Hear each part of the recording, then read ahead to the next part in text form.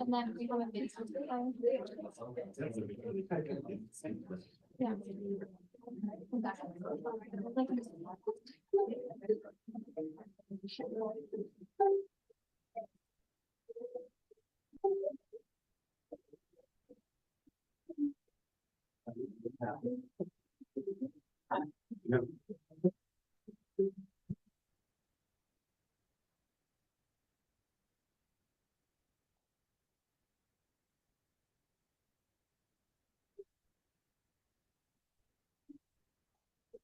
How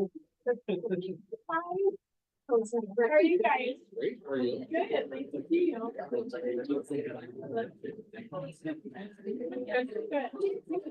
Right. Is there such a thing? Is there such a thing? There's no snow.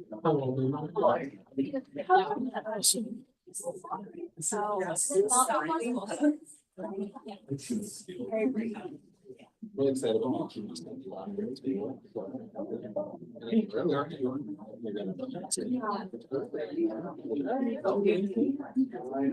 Like 2 years ago. Right.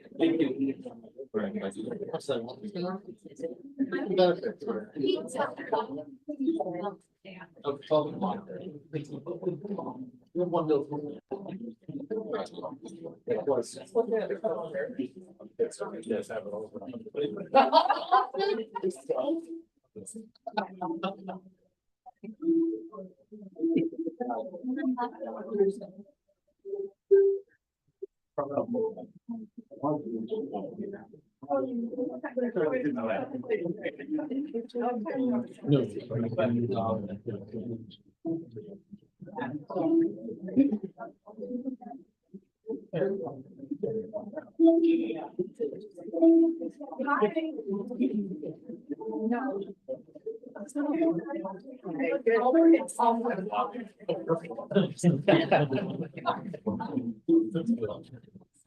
Get ready.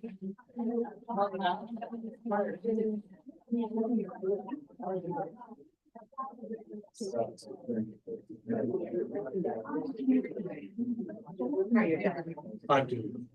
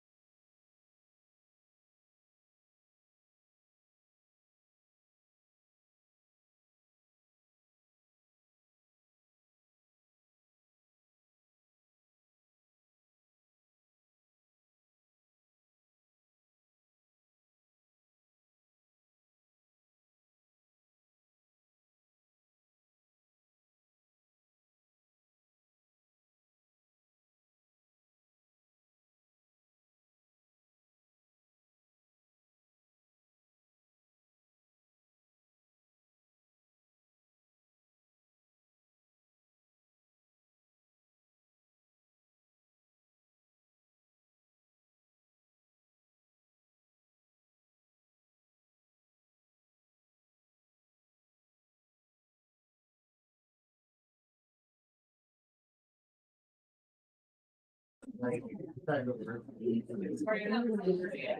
know, right?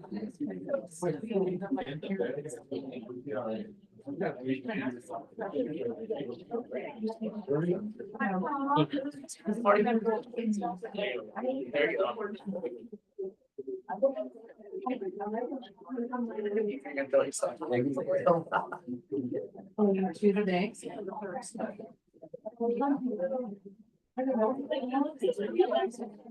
Yeah. So cool.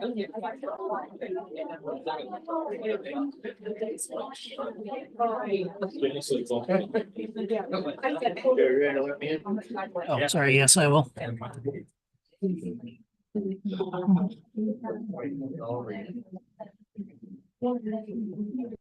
Actually, don't see. Did you already sign in? Yeah, yeah, you get in on. No, I don't see you yet.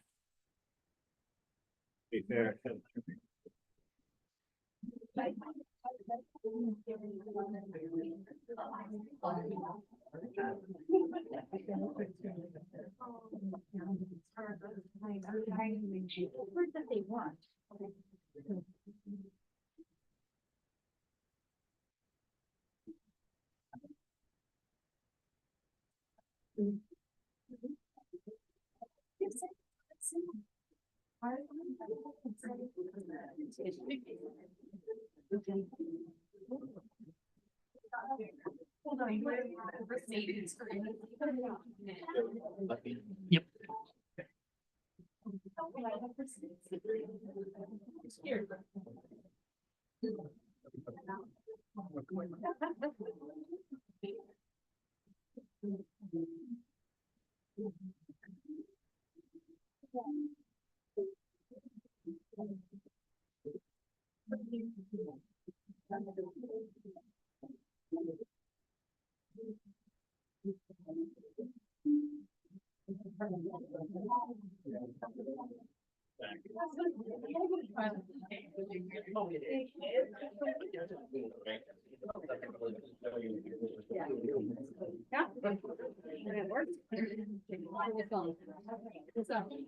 Sorry.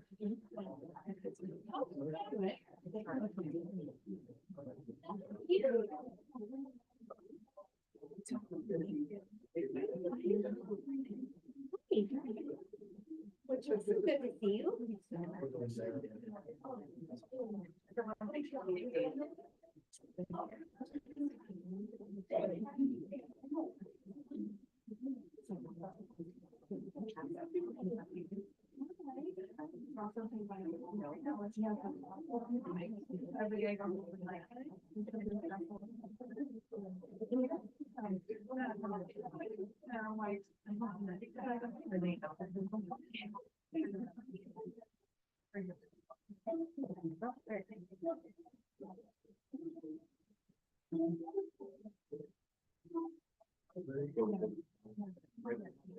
Did you?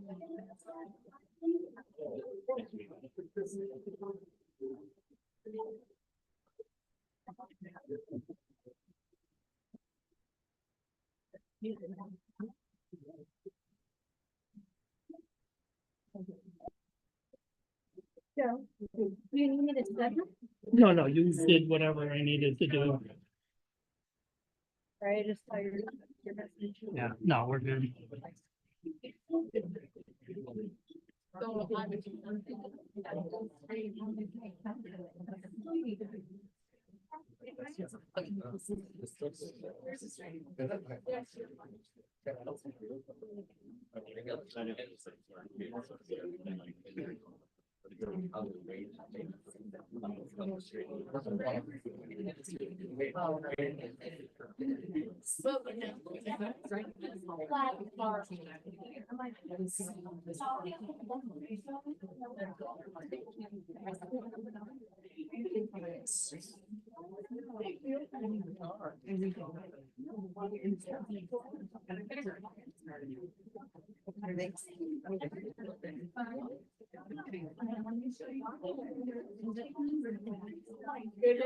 We're gonna take a mommy that way. So let's go with them with hold on, let's go. Telephones first, this is what they're on, I love you. Right, so you're gonna bounce all the way, girlie. All the way up. All right, the telephone, then sit behind her, just like we were set up with the other room. We want to face the board because we are acknowledging all that hard, difficult work that you have to do. Okay. All right, girlie. And you're gonna go right in front of Paige. All right, go behind. Fill it in. Look at you, so muscle bound girl, go, come on. Flex those muscles. All right, choir, my friends. So now you guys put your mouths down, you don't make a sound, but you're using something. Or my mouth's from the side of the choir. Right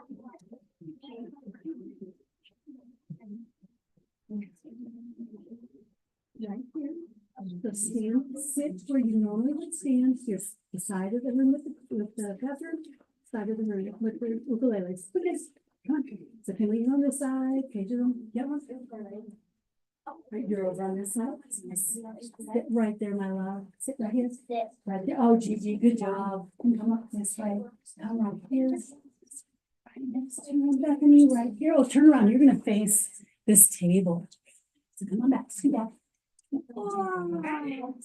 Sorry, he's come on. Yeah.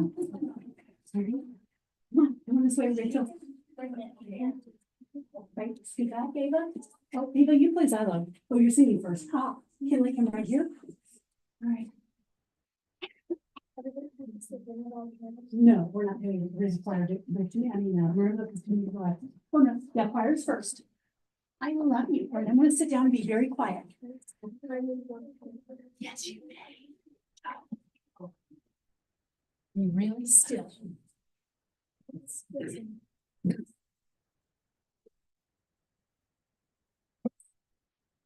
All right. Welcome, everybody, to this January 8th regular board meeting. We will now stand to the Pledge of Allegiance. Pledge Allegiance to the flag of the United States of America and to the republic for which it stands, one nation under God, indivisible, with liberty and justice for all. You guys take away. Very good. Very cool. Well, again, welcome everybody to this regular board meeting. I'm very excited for everybody to be here, especially this. This is pretty cool. Can I please get a motion to adopt the consent agenda? Almost keep it down to consent. One, question I had about that. I think before, sorry. Go ahead. Do we need to adopt the agenda? Yeah, adopt the agenda. What's that? Yeah. Oh, can I get a motion to adopt the agenda? Motion to adopt the agenda. I will second.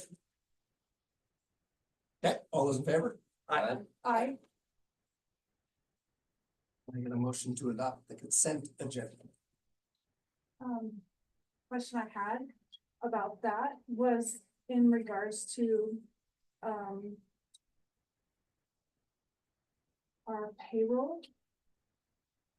Our personnel report was in regards to Alvita Troutman. And is she resigning? And do we have a replacement? So she is currently in the role of our ML cultural liaison. And so she took a leave of absence from the paraeducator, and she's doing that. So she's still with the district. Okay. And so it said, 7 Hours, yeah, 7 hours per day. Yeah. At our IRP. That she's That wants to IRP, leave. yes. Yeah, Yeah. so, She's still with the district. She's our cultural liaison, and she's resigning from her former paraeducator. and who's filling in for those hours? Do we have, Let me get back to you on that. okay, no problem. Yeah, I just was wondering, I didn't know if we'd already caught it about that. previously, or? in that role for quite some time. Yeah, I just didn't know if we already, like, did I do that earlier, or? Cause I just know our. Hispanic community is big, and we just need to make sure that's covered. I will get that name to you. Thank you.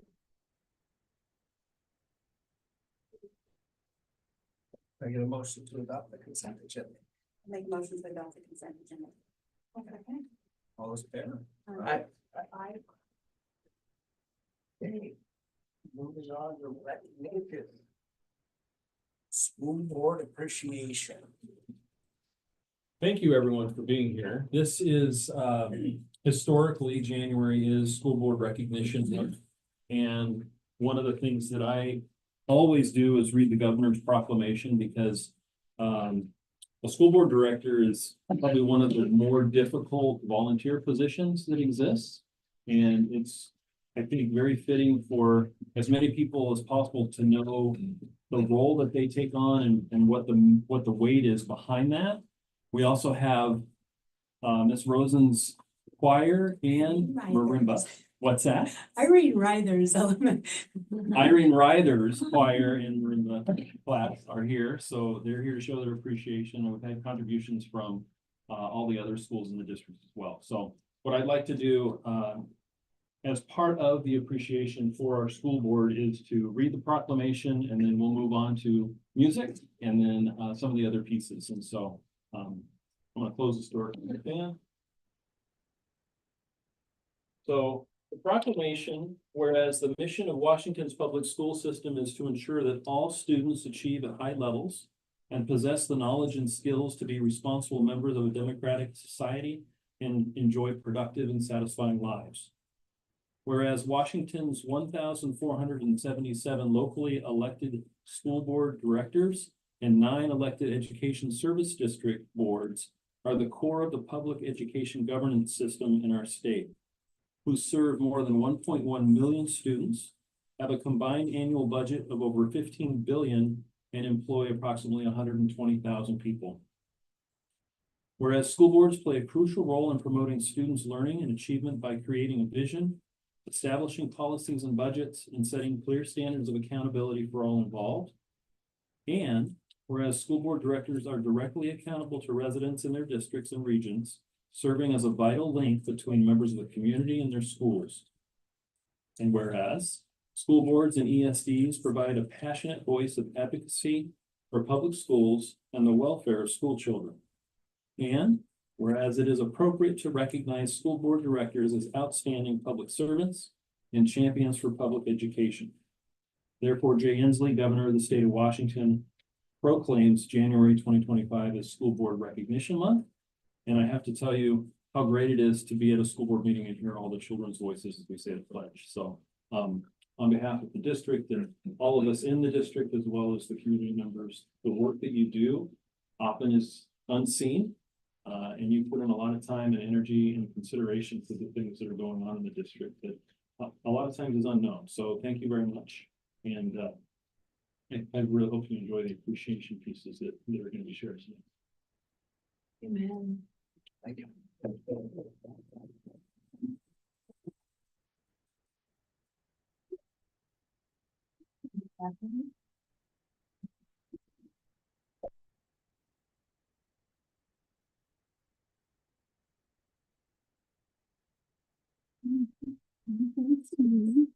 I guess I'll sit. Yeah, I'll sit.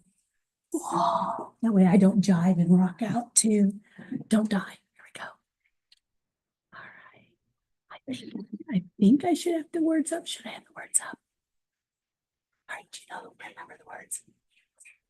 All right. So, on a winter's night, because we got people out sick, we're not going to do the other one. Okay. Are you guys ready? Winter's night. Oh, I can't see. Hannah, Paige, move back. Let's go, Izzy. Go that way.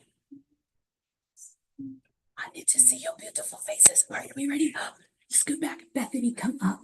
Scoot back a little bit more. Yes, I love you for moving. I love you. Nope, go that way. There we go. Hi, Hunter. How are you tonight? You are amazing. So happy to see you, sir. Okay, we're ready.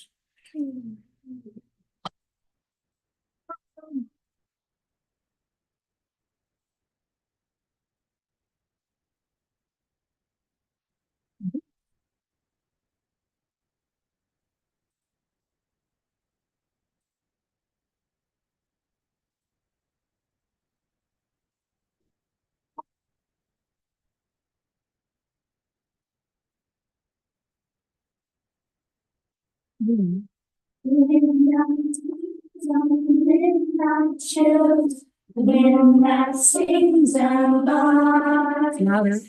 on this dark and chilly night, you might feel alone.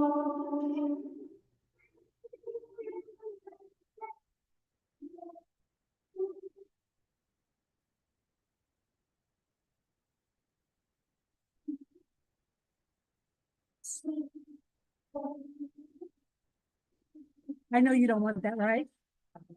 It's a winter night, breathing under light. Everybody wants some snow, not just here and go. See the white flakes fall, falling all around. Everybody takes a chance, everybody wants to dance.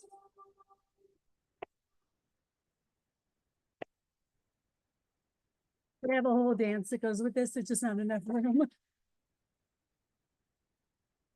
Big jaw.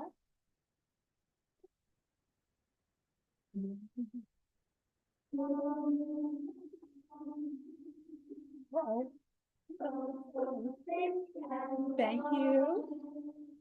When the moon is full and bright, on the window side.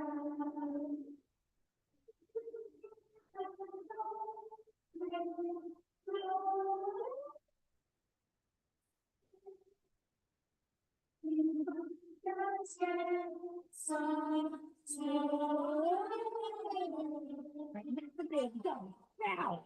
It's a winter's night, bringing southern light. Everybody wants some snow, not just here and go. See the white things fall, falling up on down. Everybody takes a chance, everybody wants to dance. It's a winter's night, bringing southern light. Everybody wants some snow, not just here and go. See the white things fall, falling all around. Everybody needs a chance. Everybody wants to dance.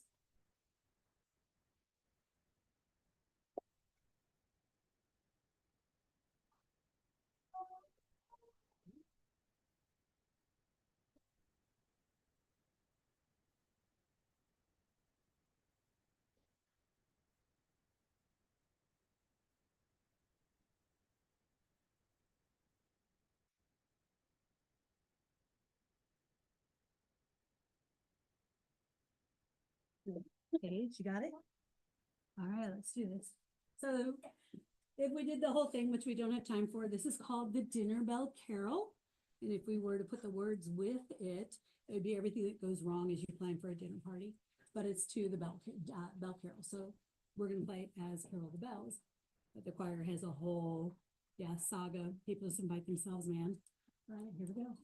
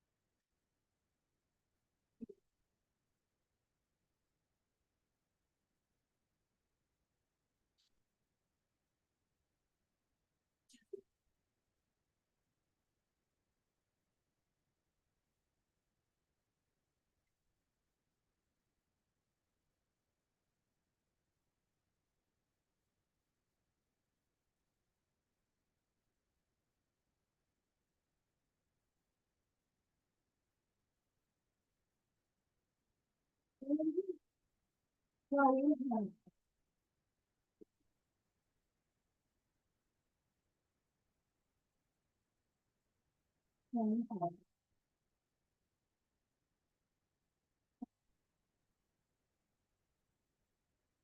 last one is Irish blessing to you guys. It's called Go in Peace. I love the fact that he did reiterate that your work goes very much unnoticed. I got a small morsel of that serving on the Access Committee, such a small morsel of what you guys do. Access Committee, I didn't have anyone in the public have any complaints to say to me, joys to say to me. We don't know what you guys receive in your inbox, what you get in the press, what you have fought for to give our children. I'm a parent of 2 kids, our children, the fight that you have to fight against government, community, just many blessings. And that you leave tonight in peace. Are you guys ready? All right. I don't know if I want the music to play or not. Let's do is it okay to do music? I might cut the music out. Here we go. Think about your mouth shapes right now.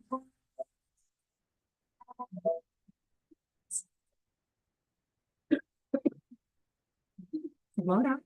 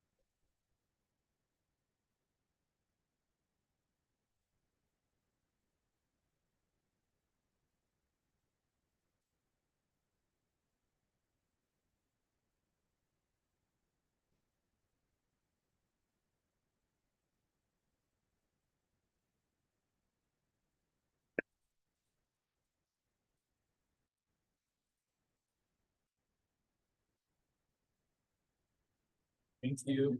Blessings to you Thank you guys. so much. Thank you for having us, Lisa. Thank you for the invite. All right, let's do this. Did I lose Hannah and Paige to get those ILOs? Beautiful. All right. Let's go. Wow. Energy. So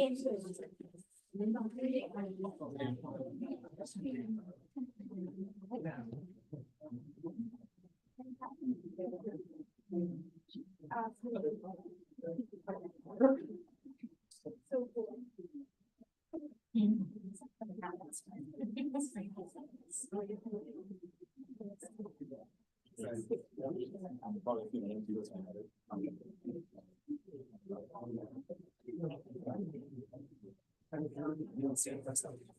That's awesome. Right. So the other pieces that I would share, the flowering to my school are three. Next, we have the video. Give it a minute. Let's wait a minute.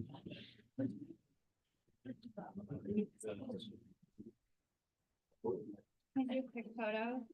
Group photo while everyone.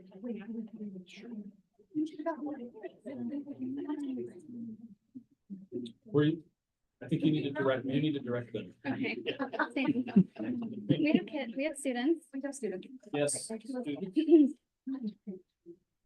Yeah, let's have. That one's already in place. Get it in front of me. Or let's do like right here and. Yeah. Cause that, Let's have, looking at everybody outside, Yeah. you're gonna do our bookmarks. Bookend. And, yeah. Okay. Yeah, James, do you wanna be in the photo? No, school board. Okay. Alright, looking this way. Big smiles, 1, 2, 3. One more, 1, 2, 3. Okay. Check these. Eyes open, big smiles. Perfect. Thank you.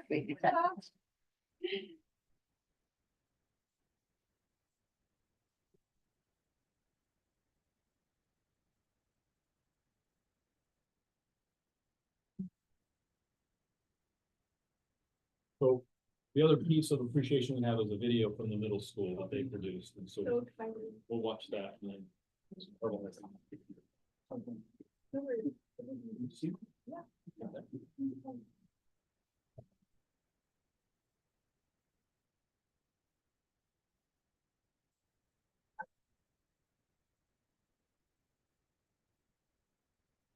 Good morning, everyone. January is a special month because of school board appreciation. That's right. This is the time to say a big thank you to our school board members for all the hard work they do.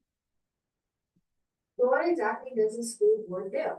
They help set goals for our school, make important rules, check how well our schools are doing, and advocate for all students. They make sure our schools are the best they can be so that we have everything we need to learn and grow. So let's all take a moment to appreciate our school board members. Thank you, school board.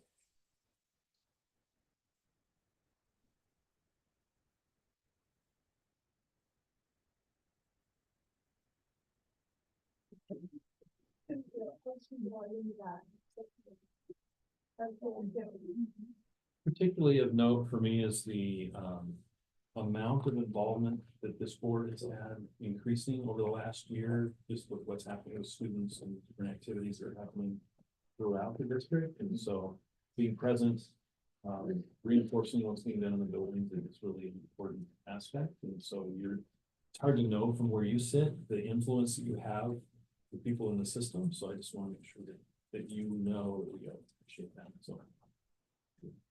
Absolutely. Thank you. Yeah.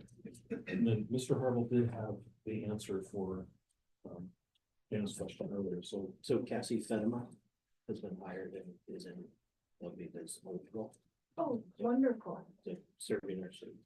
Thank you. I just wanted to make sure I got it right.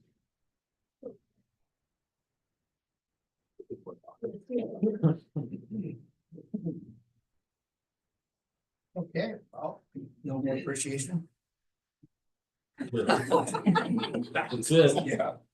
Another year. Another year, let's go. I'm sure the PLC presentations are gonna be just as fun. Jessica looks like she wants to sing. Thanks, you. We will be moving on to the PLC presentations. It looks like middle school's up first.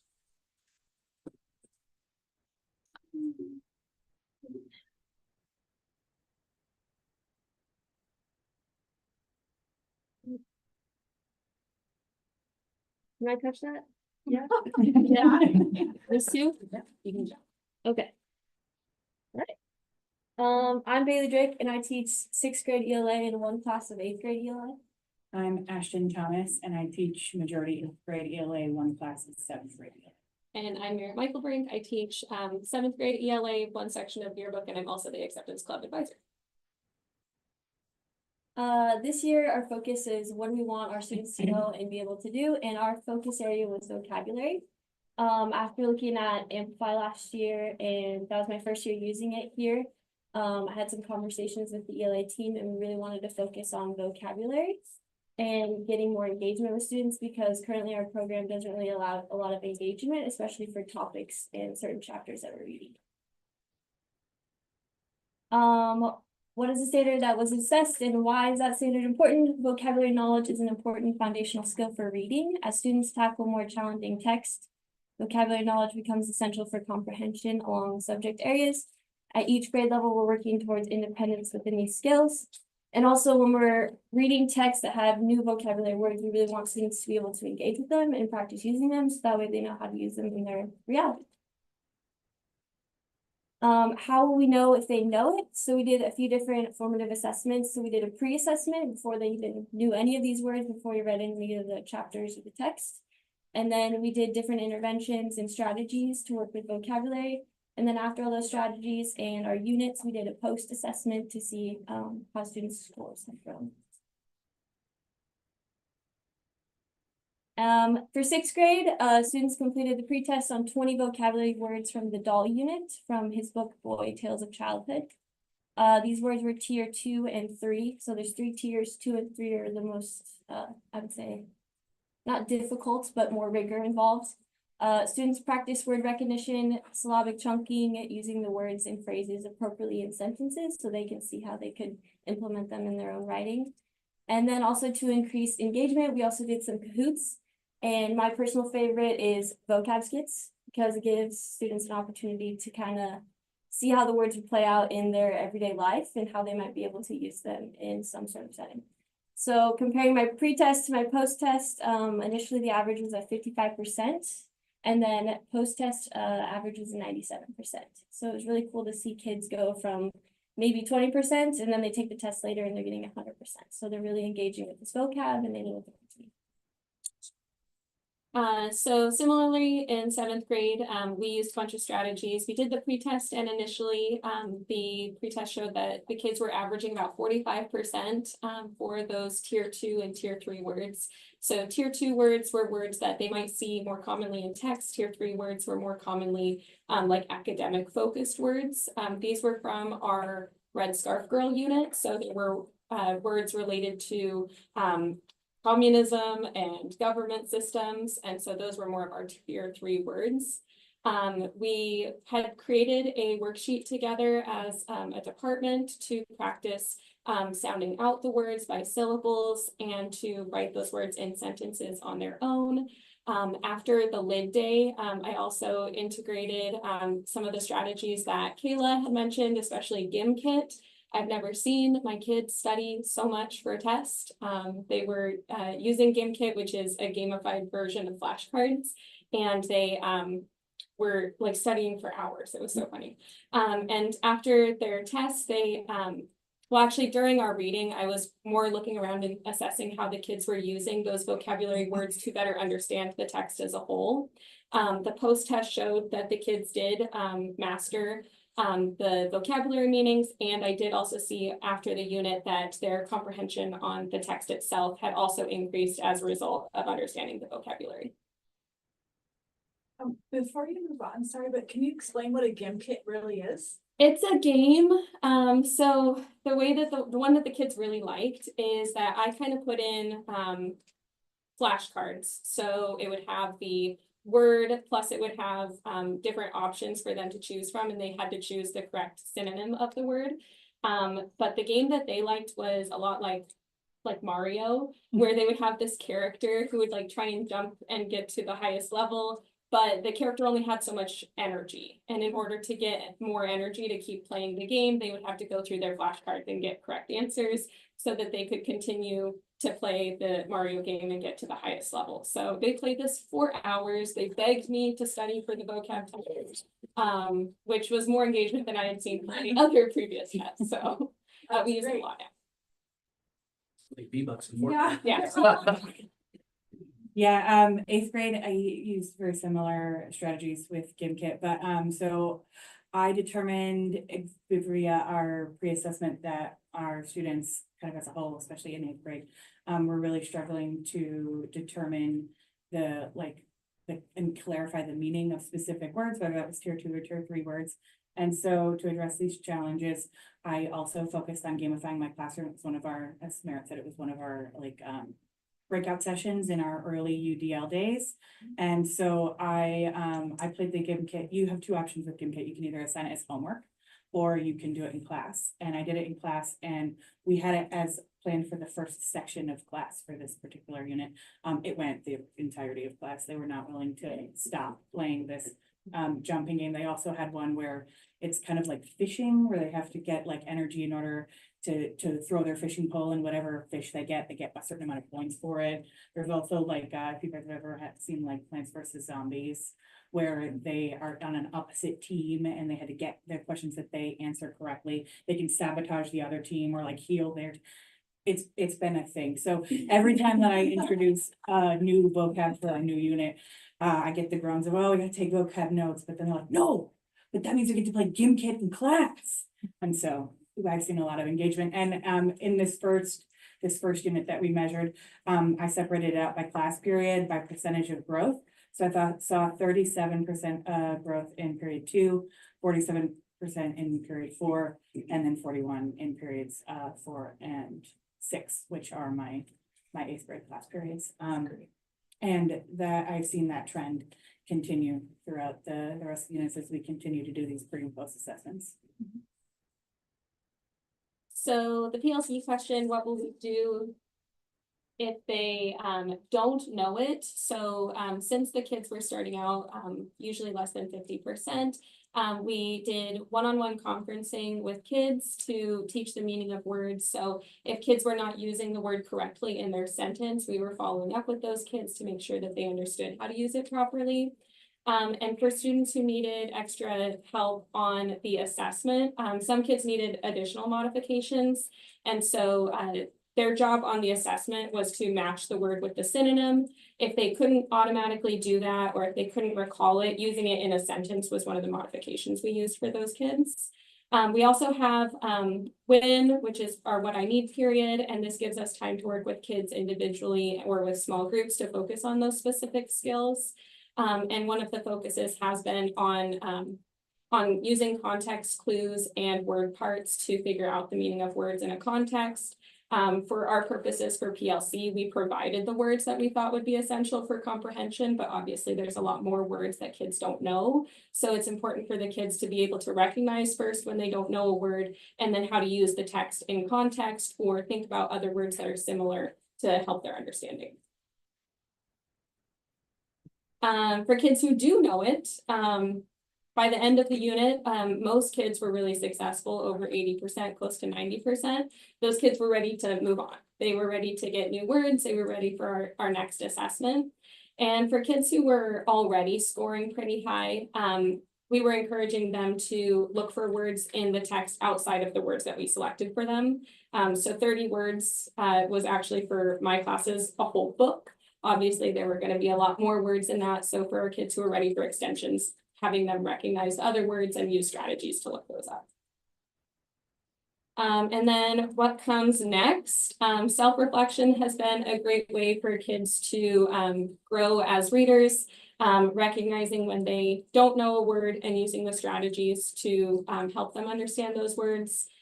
We still have some work to do to help our students with their vocabulary, but we're using the data from both our units, and we have our district iReady assessment next week, which will give us more information to figure out how to help those kids. But we are super hopeful, because after just a short period of time across all of our classes, the strategies that we've been using have been really contributing to a lot of growth for the kids. And that was just curious, this GIM kit, is that electronic? Is that on their tablets or their Chromebooks? Yeah. Okay, and then your skits were actually. Those were in class, In yeah. class So we would have like, together. Okay. yeah, mixed groups, and they would get 5 words. And then most of them would pick a setting. So sometimes it'd be like an airport, or you're in a cafe. And thinking about how you could use these words or how they would come up in conversation. And when they're actually together on their Chromebooks or what have you, are they working in groups? Or is it individual basis for that? I think it depends on which GIM kit that you're using. So when they were doing the one that Matt was talking about, when they're like doing that version of Mario, they're competing against each other, and they'll like tell each other their names. And so they're trying to get further than the person in front of them in this vertical landscape. But when it's one of the other settings, they have teams. So they're like, one group is humans, one group is zombies. And so they're working together to answer the questions. When you asked the question about if it's digital, the GIM kit, I had my head down, making a note. Is it digital? Yeah, okay. Cool. Yeah, it works like a video game. It's like broccoli for vocab. They don't even know that it's learning at that point. It just has cheese on top. Right. Yeah. Cool. And then you guys said you're doing some iReady testing coming up, right? And then so maybe next year we can see some results of the iReady testing in your presentation. Some comparisons that would be super cool, because we love those. Sounds great. It might be this year. Oh, We're not done yet. right, but they might not present again on their PLCs this year, right? Yeah. Right. Yeah, we don't want to give you too much stuff. Yeah, Any other so questions? great. No, and I love the engagement that you guys are doing with your classes, like just saying how much you're engaging. It is so great. You can just, We're seeing it on our surveys, the kids are Yeah. asking for that, more connection with their peers, so thank you for your efforts. yeah, It's not just ELA, there's so much Yeah. more. it's great. Thank you. Nicely done, thank you. Thank you so much.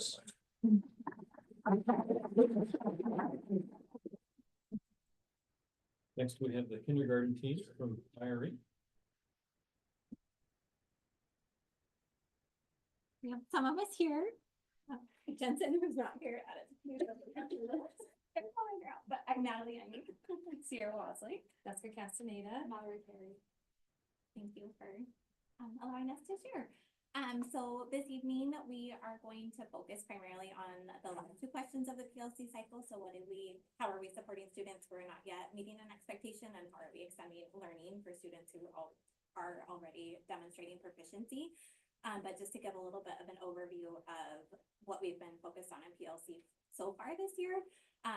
Currently, we are running 3 cycles concurrently. We have each of these extend for the entire school year. But we're doing a lot of work with phonics school-wide, but that is what the focus of our tier 2 instruction that we're going to be talking about tonight is. But we're also running a cycle for informational writing, and then also in math for essential standards for the length of the school year. The next PLC question, how will we know that they know it? We have 5 common formative assessments for CFAs that we use in kindergarten. So first is a quarterly check-in with students, one-on-one using Google Slides, a checklist, and digital spreadsheet to report the data. The next CFA is bi-weekly math and phonics progress monitoring. And then we have our writing CFAs, and here's one pictured from one of our kindergarten students.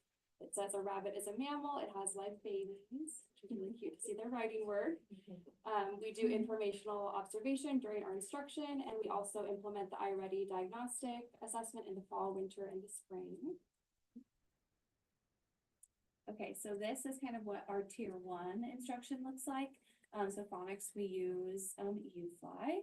And then for phonemic awareness, we use Haggerty, and then we also have individualized iReady lessons. And then this is kind of where we decide where we want to do our tier 2 instruction. So this is kind of what we decided to do for our tier 2. So we decided that we wanted to check what letters we have taught so far. So at the top, you can see what letters we've taught so far. This is a teacher manual pretty much. And then at the bottom, we chose 2 sentences for them to write using irregular words that we've taught, and then also CBC words with the known letters that we have taught. So the next slide, you can kind of see some student examples. On the left is what we're kind of looking for. The student on the left knew all the letters, and then also accurately wrote the full sentences. And then on the right, you see a student who wrote the letter sounds right, but in the sentences, you notice with the CBC words, they're missing that middle and ending sound. So that's kind of where we identified that there are some students that need tier 2 support in that work. And then, so tier 2 instruction kind of looks like at the beginning of the year, while we're still developing routines and expectations, it's just in our classrooms. And so we'll have some kids doing independent tasks, as you can see in the picture. And then we kind of pull kids off to the side depending on what we're working on. And then later on in the year,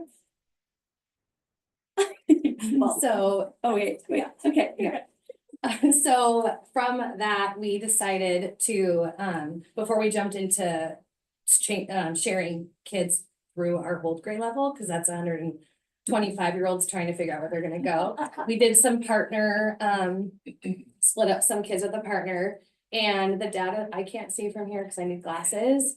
But so on the left is the data. We recognized that we still had students in November that knew 5 or less sounds, which it's okay. A lot of these are also our ML students. And so we decided to hit that tier 2 instruction, and we had pull out for this. We had our literacy specialists, or literacy team, title team, pulling them for one-to-one practice. And so as you can see, a huge celebration. Our data in just 4 weeks of that one-on-one instruction, plus the tier 1 that we're doing every day in our classrooms, the numbers are kind of shocking, like the growth that we saw. So it's working, which is super exciting. And I do want to give a huge shout out to like UFly and all of the things and the Heggerty stuff that we are doing, because it's making a huge difference for our kindergartners. So. And you could look at past years' presentations for like our mid-year checkpoint and think about that letter sound data. And these are our students who are like in our pocket of furthest from that expectation. And so to see this data at the end of December for this many students are successful with their letter sounds is really exciting. Yeah. Is this your first year with those platforms that you identified? Yes. UFly was last year. And so 2 years for UFly and Heggerty as well. Yeah. So Natalie and I decided to switch from that data. She took, she'll tell you who she took. But anyway, I took the emerging students who were 5 sounds or less. And we used the letter trays. The picture there in the bottom is a student using the letter tray. So that's a UFly manipulative that we use. So there's magnetic letters and then a tray with the alphabet. And then on the bottom, you can see there's some Elkonin boxes. And so we pull down the letters, use the sounds to manipulate and spell words. So I did a lot of that practice. And then also the beginning sound sort. So they're tubs with objects in there. What do it's a pig. What do you hear? The first sound. So then they put it in the right tub. So that's another good way to practice their sounds. So I had a really small group. I think I only had 10 students. And we were meeting Tuesdays and Wednesdays for just 15 minutes. So that also was part of that data growth too there. That's really exciting. Yeah. Sorry to interrupt you. Jess, is that your standard classroom size or No. students? No, I have 19. 18. 19. 19. Yeah. Okay. So I sent my students who are over 5 sounds or above to Natalie. Okay. And so she had the bigger group for this Okay. little 15-minute chunk of time. So Well, so when we think about providing that targeted instruction in our classroom, when it starts initial for us, when we're doing it in our own classroom and majority of students are working on application of that tier 1 content and we're pulling small groups, while the students that are at standard at that time are working on something and applying their knowledge, they're not receiving that direct instruction. So by moving towards sharing students, each group is getting direct instruction, more connected to directly what they need. But that's a big lift, like at the very beginning of kindergarten. So this is kind of outlining like how we start within our classroom and then sharing students just across 2 classrooms at a time. So I'll talk a little bit more about so what I did. So Jess and I basically looked at our data, and this happened across other classrooms too, just in partner pairs. And identified those students that would benefit from that really targeted instruction. And then I took the rest, so I think it's like 26, 27-ish kiddos. And we were working on just application of the skills that they had already demonstrated mastery, but was further applying just practice for that. And they were receiving direct instruction while that small group was happening. So we did that 2 times a week for those about 4 weeks. And then our next step, which is the really exciting part, which I probably, if I had had more time to put this visually, but so we started yesterday. So before winter break, we did planning where we do have students who are not yet meeting expectation and students that are meeting expectation, but we know that then there's extension and then there's levels within there. So from our work last year connected to phonics, we had sort of developed benchmarks where students that are approaching standard are working on orally producing and connecting the letter to the letter sounds we've already been taught. And then if they're on grade level, they're able to read and write at this time like CBC words with taught sounds. And then an extension would be applying those skills in reading fluency and decoding grade level text at the sentence level, and connecting that then to comprehension. So we basically created 5 learning targets and then divided our whole grade level of students up to whatever grade level target they needed, and started yesterday, but sharing across classrooms. So now 2 days a week for 15 minutes, all kindergarten students are receiving specific instruction on whatever they need. So we'll reflect after January and we do all of our end of the semester assessments and things. Then we'll regroup the students for February for what they need. But it was a success. They independently moved to the right classroom. They ended up where they were supposed to be. So it's good. Yeah. So when we just had 10 students and you had 26, did you have a helper? I don't think it is, but we just go. Okay. Yeah. Is 15 minutes long enough? Well, so thinking about like our tier one instruction, like all students are receiving that tier one instruction. In the morning, we have about 30 minutes of U-Fly and about 20 to 30 minutes of content, vocabulary, and comprehension with ARC. Haggerty's another 5 to 10 minutes, and then writing is another 30 to 40 minutes. So they're all receiving that tier one instruction where they're applying and practicing. And so this is just like a little snippet where they're getting just what they need for that long. They gotta fit in recess. All those. Yeah. Do they get, at this age, do they even get a, what do you call it, a nap anymore? No, we don't. No nap. Well, I just think it's amazing that you guys even do that, there's small group, that there's that attention that you guys, that we're recognizing that that's a detail. It's so important. So kudos that, and it's showing the proficiency and it's showing to the next grade levels, and you can see it in everybody else's PLC. So thank you for taking the time. That's a great point. I was gonna say that like you guys are kind of the foundation Yeah. of where we start. And like, so if the kids don't start with a solid foundation, it's gonna be tough later on in life. And so, but you guys taking that extra time, I think that is invaluable. That's so appreciated. It's great. Yeah, it's been cool this, now that we're using U-Fly and everything, it's the alignment is making a huge difference. Like we're hearing really good things from first grade, and so, Yeah, like even when Steve asked, is 15 minutes enough? Well, even just 15 minutes, I think, is just enough, maybe just to start. And it might not be enough, but you're right. Is it enough? It might not be enough, but it's a start. So to a great foundation. So. One of the things I want to highlight is just that they could be doing all of this in isolation and not have near the impact. And so a lot of that's PLC structure, but a lot of that is just the collaborative. It continues to be really autonomous and doors closed. And so it's a whole different world than when we were in school. Yeah. Right. And so, yes, the curriculum is definitely nice, but you could be using it differently and not as effectively, right? And so the ability to share and to work together and to partner with the targeted instruction is fantastic. Yeah. You can definitely see that in this group too. So. Seems like a team. Yeah. we are a team. We are that team.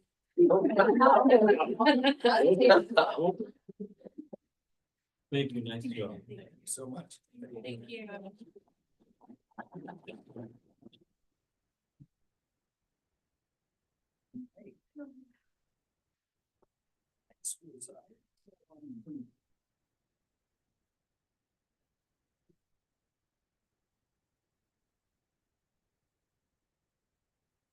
Well, you just went against the team, so. I know.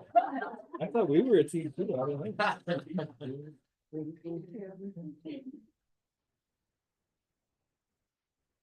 Yeah, did they say they were the best team? No, John, He said they were just the the. team. Not Sorry, a team. I was like, God, I already. You can step it up. All right. Thank you. Hello. Hi. Thanks for having me.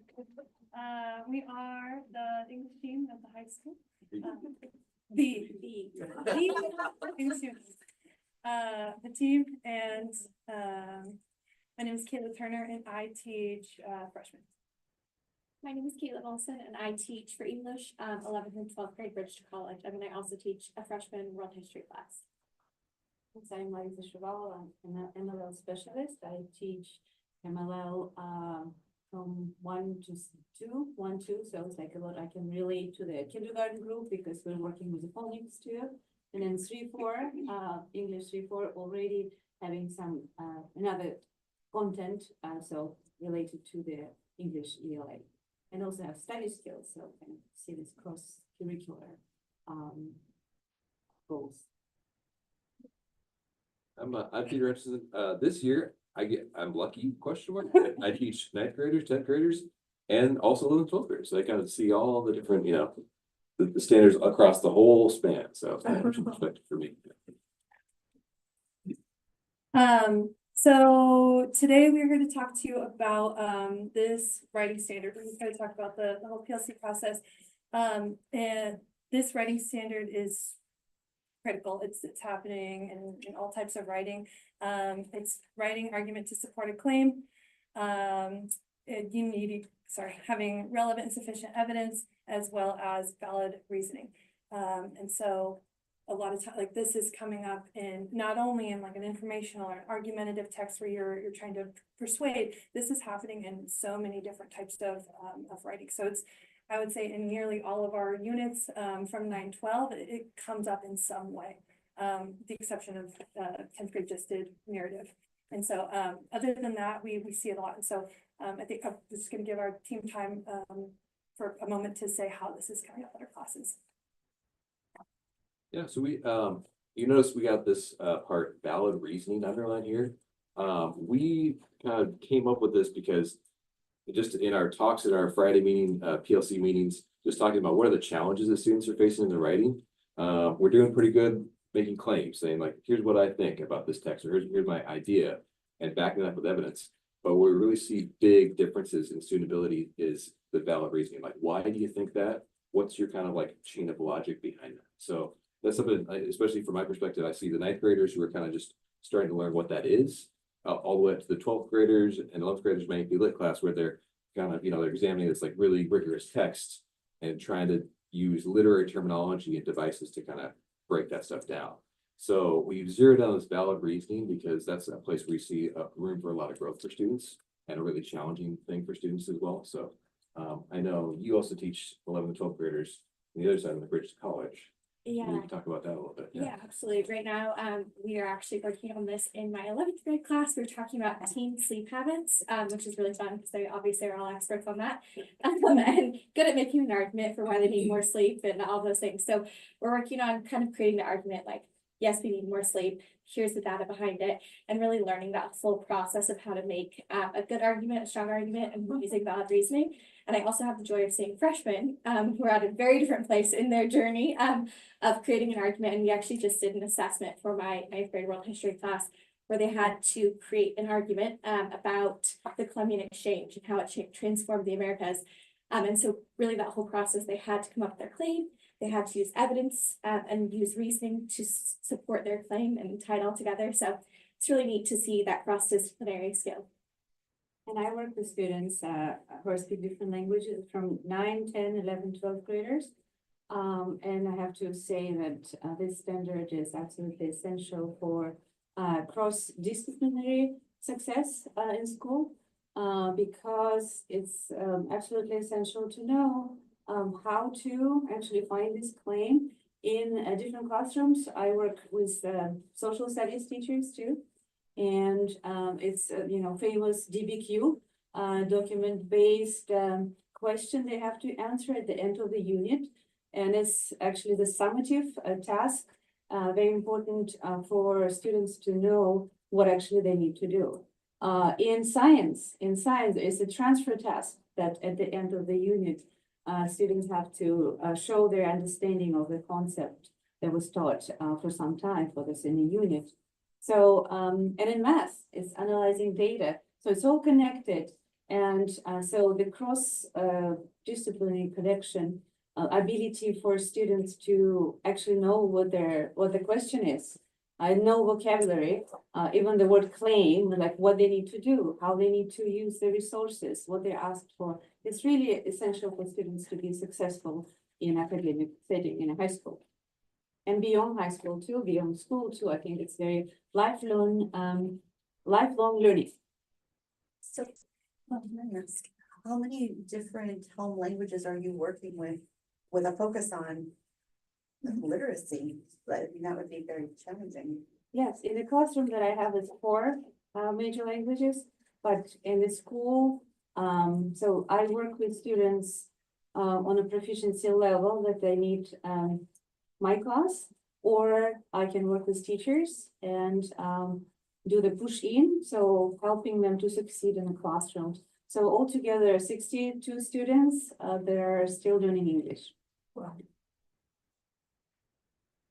And then Patrick Ames, who just had to run to go do pick up kids, he was representing from the AP world and said his contribution here was that on the AP language test, 22% of the essay scores are based on this standard, and 14% of the multiple choice is based on this standard. And so we're seeing that from you know, where maybe we're a little bit farther away from proficiency to where we are like at the top of what we offer at our school. This is a really, really critical standard. I think we've definitely covered it's cross-disciplinary. I also believe this standard is very enduring. It builds a lot of real world skills. I think especially in the digital landscape that we're in now and sending kids off into the internet, to have them be responsible and discerning citizens online, being able to identify faulty reasoning. This is a really, really critical skill for that. So they can see, here's this claim, here is their evidence, here is their analysis or lack thereof for any of those things, and be able to discern and know when maybe they're being manipulated. And I think this is super important. It also promotes really meaningful discussions and encourages deep learning. I think maybe historically there's like, maybe some people don't like English or poetry because they feel like there's one right answer and it's this like weirdo, right, wild answer, like why are the currents right? But I think when students have this and when we're using this to assess, this opens up a lot of doors. Students have a huge variety of perspectives. Two people can come to the text and see it two different ways, but as long as they have valid evidence and valid reasoning, then I'm like, yeah, great, we can accept this. And I think it really opens the door to them to take risks and make meaning.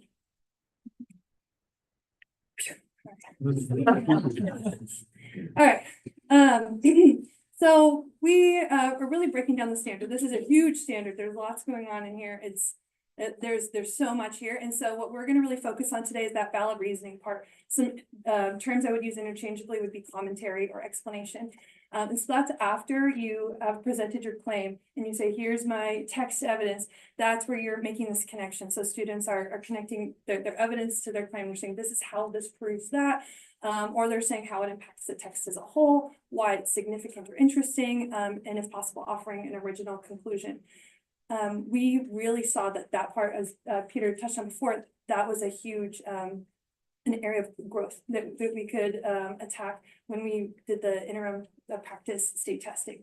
And so, as I said, it's not the primary focus for some units, and I'm going to really focus now, continuing on for 9th grade in our literary analysis unit. Our focus there was finding a theme, but this, as I said before, is like, it's super great to assess this. It really really nails it down, and it makes it a little bit more objective. It gives kids room to grow and try. We have some great data that moving forward, we're going into our informational argumentative unit next, and I'm super excited that this is the main focus, and we can really make some gains this next couple months. How will we know they know it? At 9th grade, or for the 9th grade team, we have a common informative assessment. It's a quick write. And so this is a short writing assignment that they're doing after reading every text. And so including our pre-test, we did 6 quick writes. And our essential standard for literary analysis was theme. So can the students find a theme of a story and analyze it over the course of a text?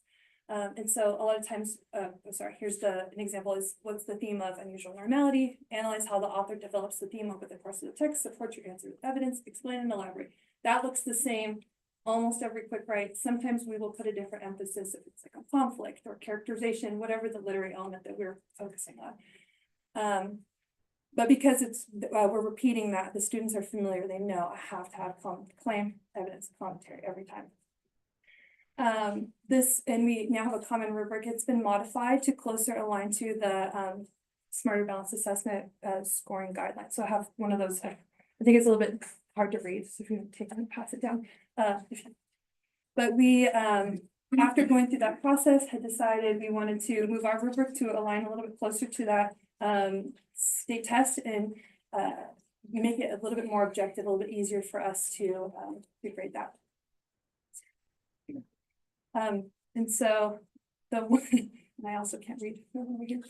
The one that I'm going to really focus on is this commentary, that third row. And so we keep it super simple. You're going to 0, a 1, or a 2.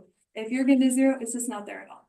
If it's a 1, the commentary is vague or it doesn't connect back to the claim. Something students are really familiar with is like a conclusion that's just like restating what they said at the top. And so you'll see that in some of our samples. And then a 2 is interesting commentary that connects the evidence to the claim, or it answers like what we call the so what. Like, so what? I don't care what's going on here. You're saying something in addition to that.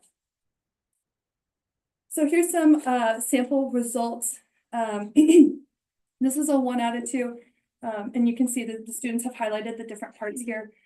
This student said that the theme was, I'm so sorry.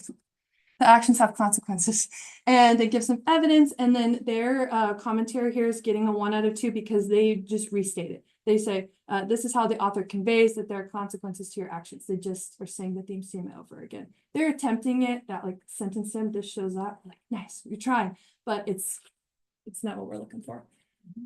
This student kept it simple, but is doing that work.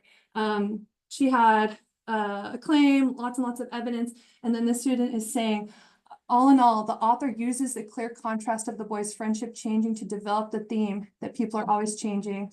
And so this student, maybe without even knowing it, is identifying it as characterization. You're saying the author uses characterization over the course of the text, the friendship's changing, and this shows the theme. So this is a great connection here. So our assessment results for the, I'm so sorry. For the first, the pretest common formative assessment, we had 54% of students who had no commentary at all. We had 36% of students getting partial credit, and we had 10% of students getting the 2 out of 2 right off the bat. This is similar to our interim data that we had, which was, I'm sorry, I don't have it on the slide. But the coming to a conclusion, we were having about 25% of the students who scored a 0, 57% were getting partial credit, and 18% were getting full credit. And that was at the end of the year. Sorry, can you go back to that? So it's 0 were giving no commentary? 54% gave 0. Oh, Yeah. sorry. It's sorry. And at the end, this was our last common formative assessment that we administered right before break. We had 23% who still had no commentary, but we had huge gains in the other 2. We had 41% earning partial credit and 36% who were proficient in earning full credit. So what we do if they don't know it, big like tier 1 is instructional shifts. We're trying new things with everybody in the classroom. One big thing I love to do is frequent practice with stuff that's not about text, like things that we are interested in. And so we'll do this constantly in conversation. We have in my class we have an opening question, and I like to ask really like weird things like, would you get along with your clone and why? And so yeah, so you can think of like your claim, evidence, your reasoning. And so, sometimes it's a prompt and it's a push, and it's a really low stakes way to have the student to student talk. And would you get along with your clone? Yes. Okay, why? Because he'd be just like me. So I would have a friend all the time, someone who always wants to do what I would do, who's down to go to law. And so they're doing that claim, evidence, reasoning, even if it's just with silly stuff. So frequent practice. We changed up our annotation process a little bit. We were really targeting questions that would promote critical thinking. And so we were directing them in our annotation while we were reading the text to be doing that critical thinking on the page, so that when they got to the place that they were actually writing out this assignment, they had the material they needed. They had their notes from the previous day that they could use in their writing. And then we also work on an isolated 3-step or 6-step writing process. And so that's what you'll see here with the highlighting is we go through and we make sure we have the different parts that need to be in that response. For some students who need even more support, we have these individualized supports. A lot of times this looks like sentence stems for guidance, and sometimes it can be really hard to just come up with what are you asking for here? And so to have a variety of sentence stems, even starting really basic like this shows that is a great way to start modeling strategies and examples. We've done a lot of norming of assessments, self-assessments, revision. So we'll look at sample responses together. We will grade them, talk about why was this good commentary, why was this bad commentary, and we can start to implement some of those skills, like seeing what other kids are doing, and put that into our writing. We have targeted T3 interventions, and then I think this is the biggest one, and this is where like Larissa comes in huge. Cynthia Richardson, Olivia Ingalls, all these like support people where we're really trying to help like our ML kids, the kids with IEPs, is that we really need to scaffold the other elements of reading and writing. And so a lot of times that's helping with comprehension, giving modified texts, giving translated texts. It is, you know, taking the load off of some of the academic pressure of writing and giving them maybe like a fill in the blank. And so they're still doing the thinking, they're getting the content onto the page, but it's taking some of that load off of them, students who need a lot of other support.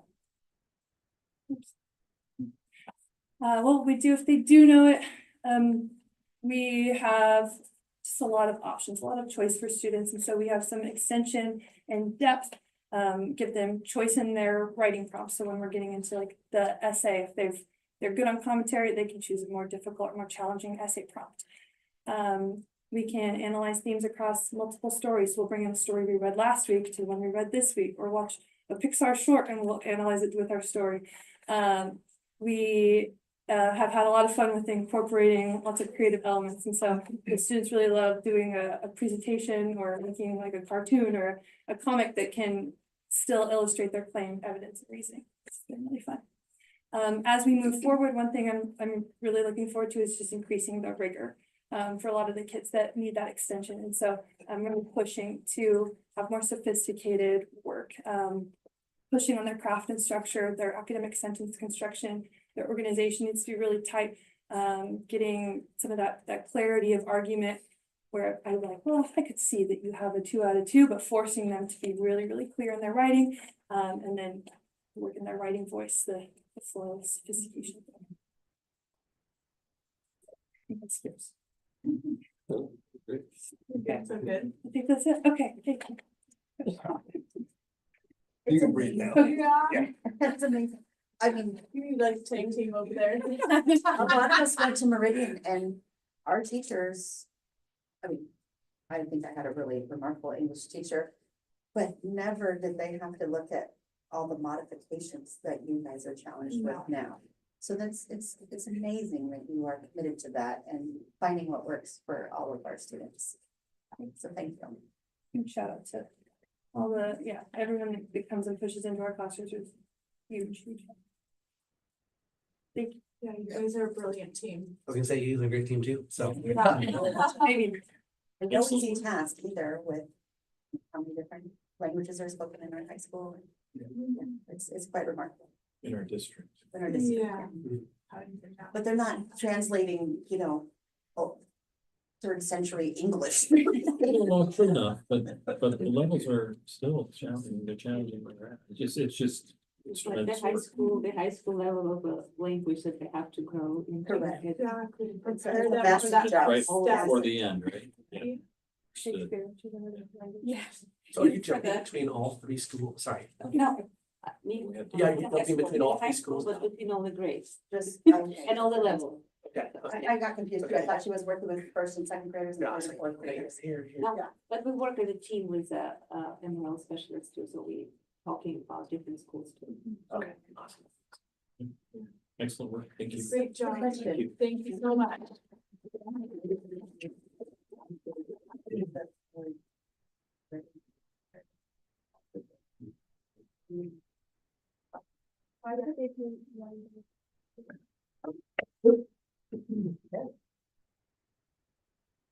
Do we have any public comment this evening? We do not. Okay. Moving on to new business. Thank you all. Thank you so much. Thank you. Just want to let everybody know that this is for discussion. So this is a resolution that some other schools around us have. So we're bringing this to everybody for discussion. Logan, Kennedy, it'd be great to hear your feedback as well.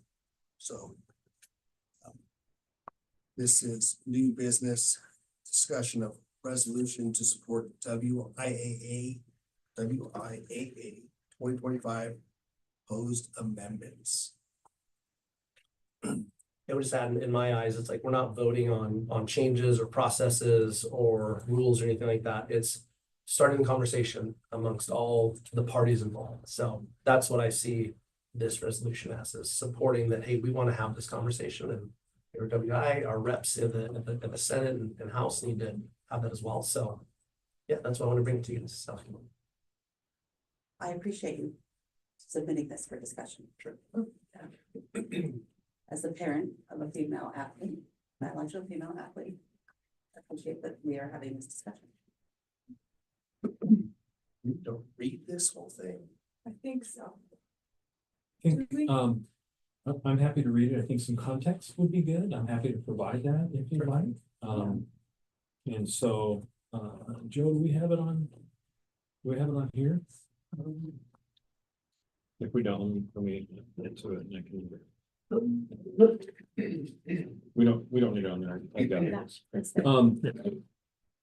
So we've had a couple instances where transgender students have been competing, and in some cases, because of their physical structure, they're overpowering other students who are in the sport that they're competing in, that they're not biologically at birth in, and or excelling in the sport both ways. And so Linden School District and Eastmont School District made proposals to the WIAA to create two different approaches to try and protect students of their birth sex in competition, or create other categories. So each proposal is a little bit different.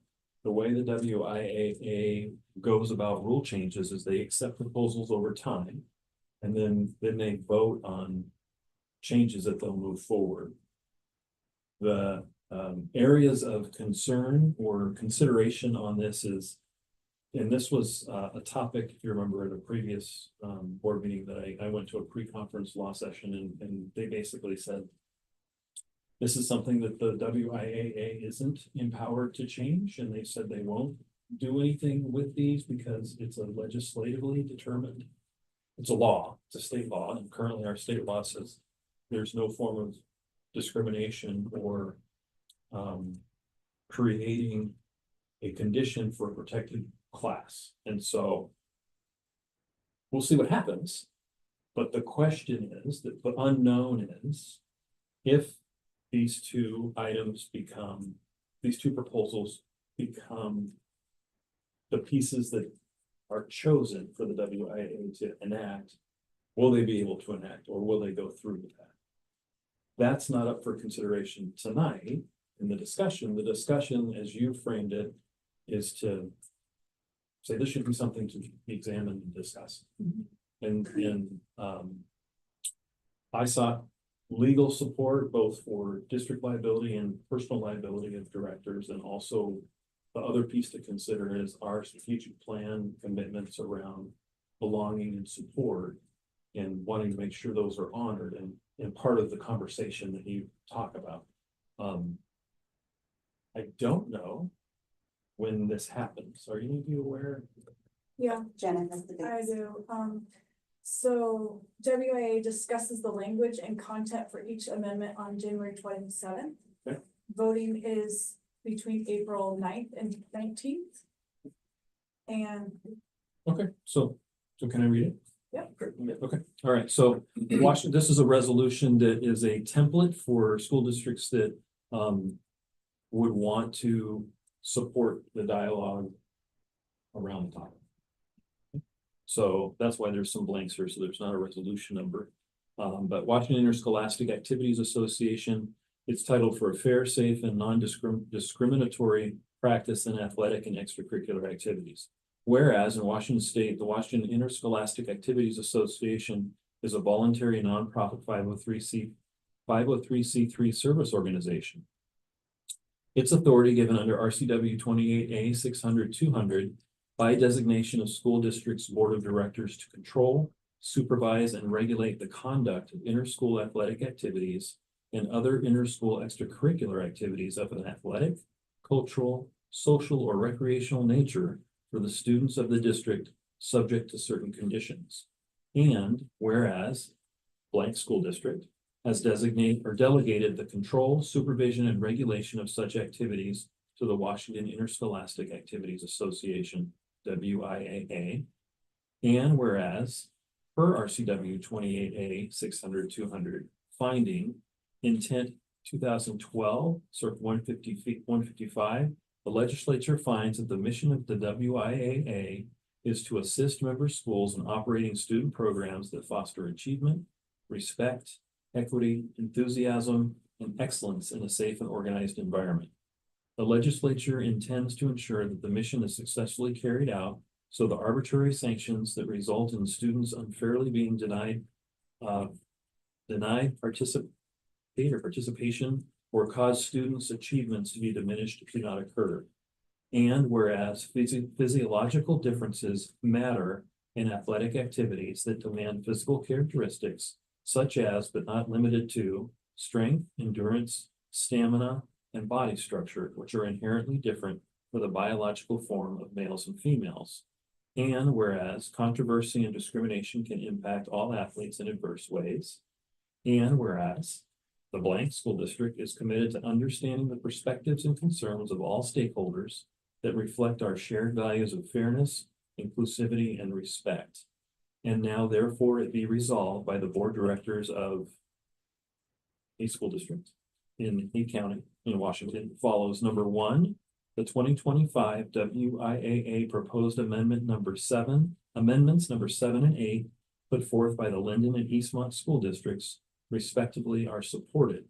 And number 2, in recognition of the authority granted by RCW 28A 600-200 for each school district board of directors to control, supervise, and regulate the conduct of interscholastic athletic activities and other interschool extracurricular activities. District 1 voting members of WIAA are strongly encouraged to vote in support of 2025 WIA proposed amendments 7 and 8. And then there's an adoption line at the bottom.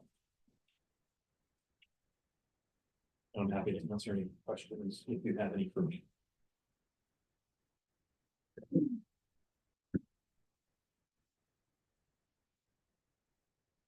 What we know is that a resolution is just a public statement of support and not anything that's of immediate action, correct?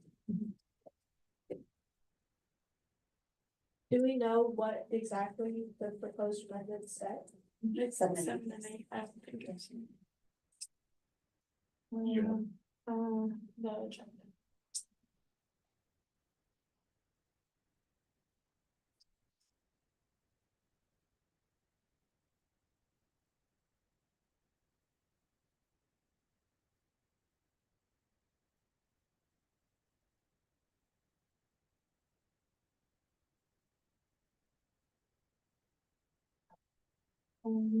There are, let's see. 7 is 18.16.0 is participation in girls' sports would be limited to students assigned female at birth. And 18.16.0, which this is number 8. Athletic programs would be offered separately for boys, girls, and transgender students. So there would be separate programs. There's also different categories for the amendments, so in different voting structures in WIA. So there's middle school and high school voting structure, and both of these would be voting for middle school and high school votes. So this would go for both.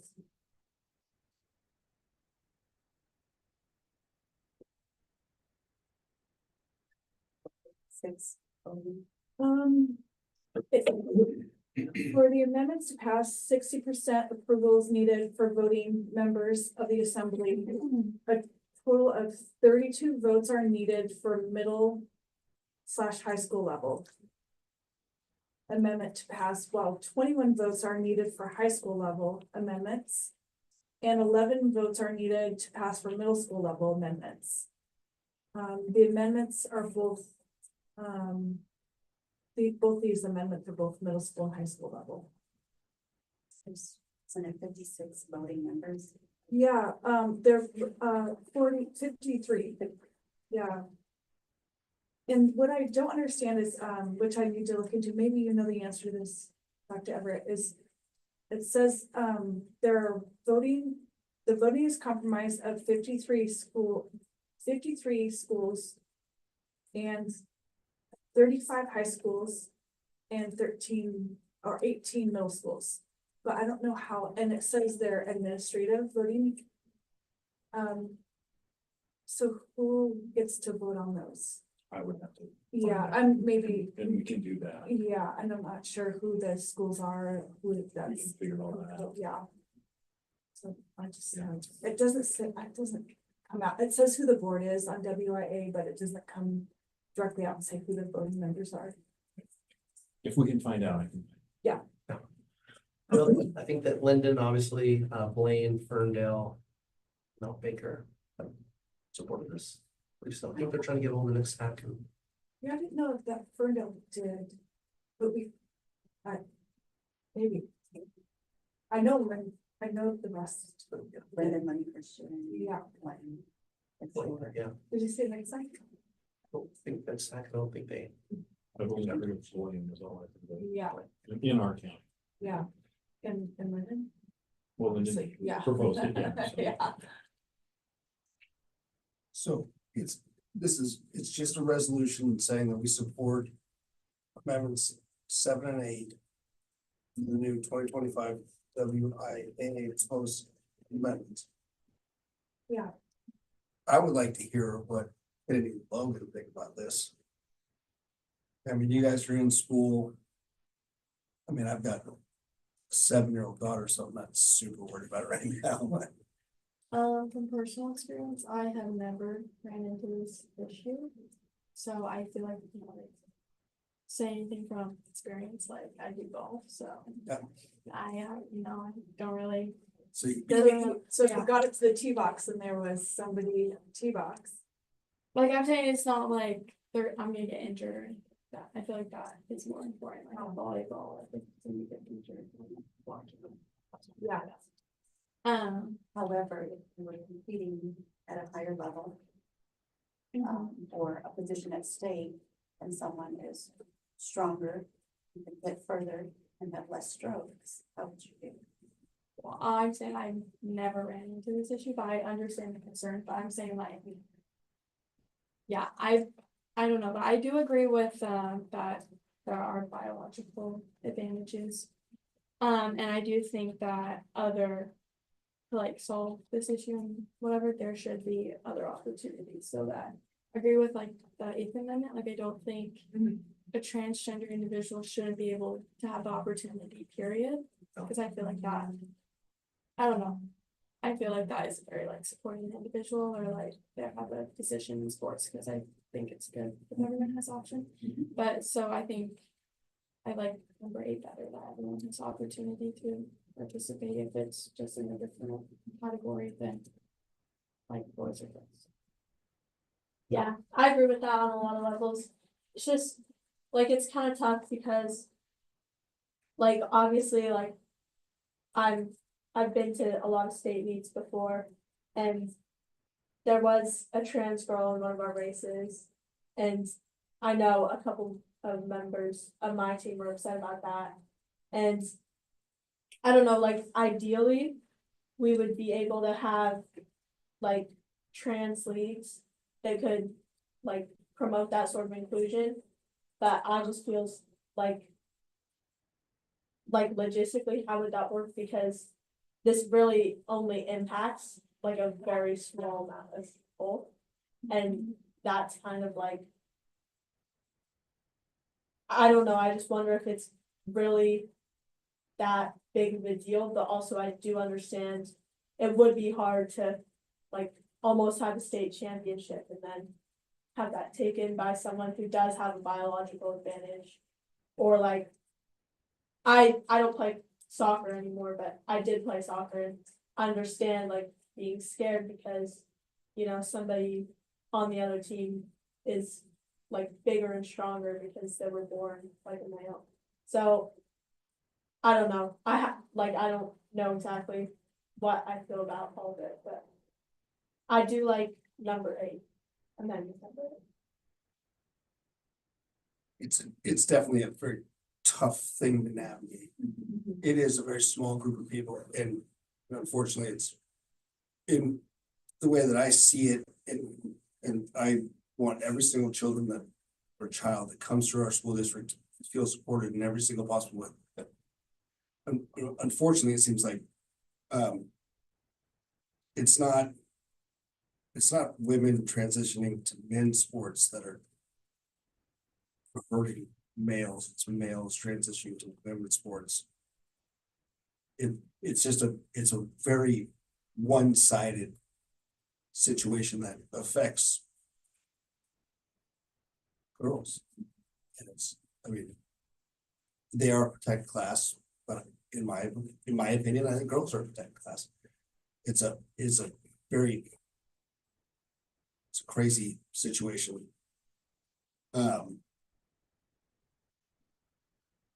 You had mentioned that you did reach out to our legal team, and I'm wondering if we could maybe have them kind of go through this, if we could come up with our own amendment, if we could have them. Redline it, yeah. There's red lines and maybe we have 2 that we look at. See what's going on, see how we all feel. I mean, we can support amendment 8. Yeah, Or we could do both. yeah, maybe what we could do is, table this for an executive session at this point and meet with the information that we have and talk about this. We could not do an executive session, Oh. if you were work session. Oh, work which would be session. open to the public, Okay, right? It doesn't qualify as one of the pieces for executive session, but it Okay. would definitely be a work session. what And that would be qualifies it as executive?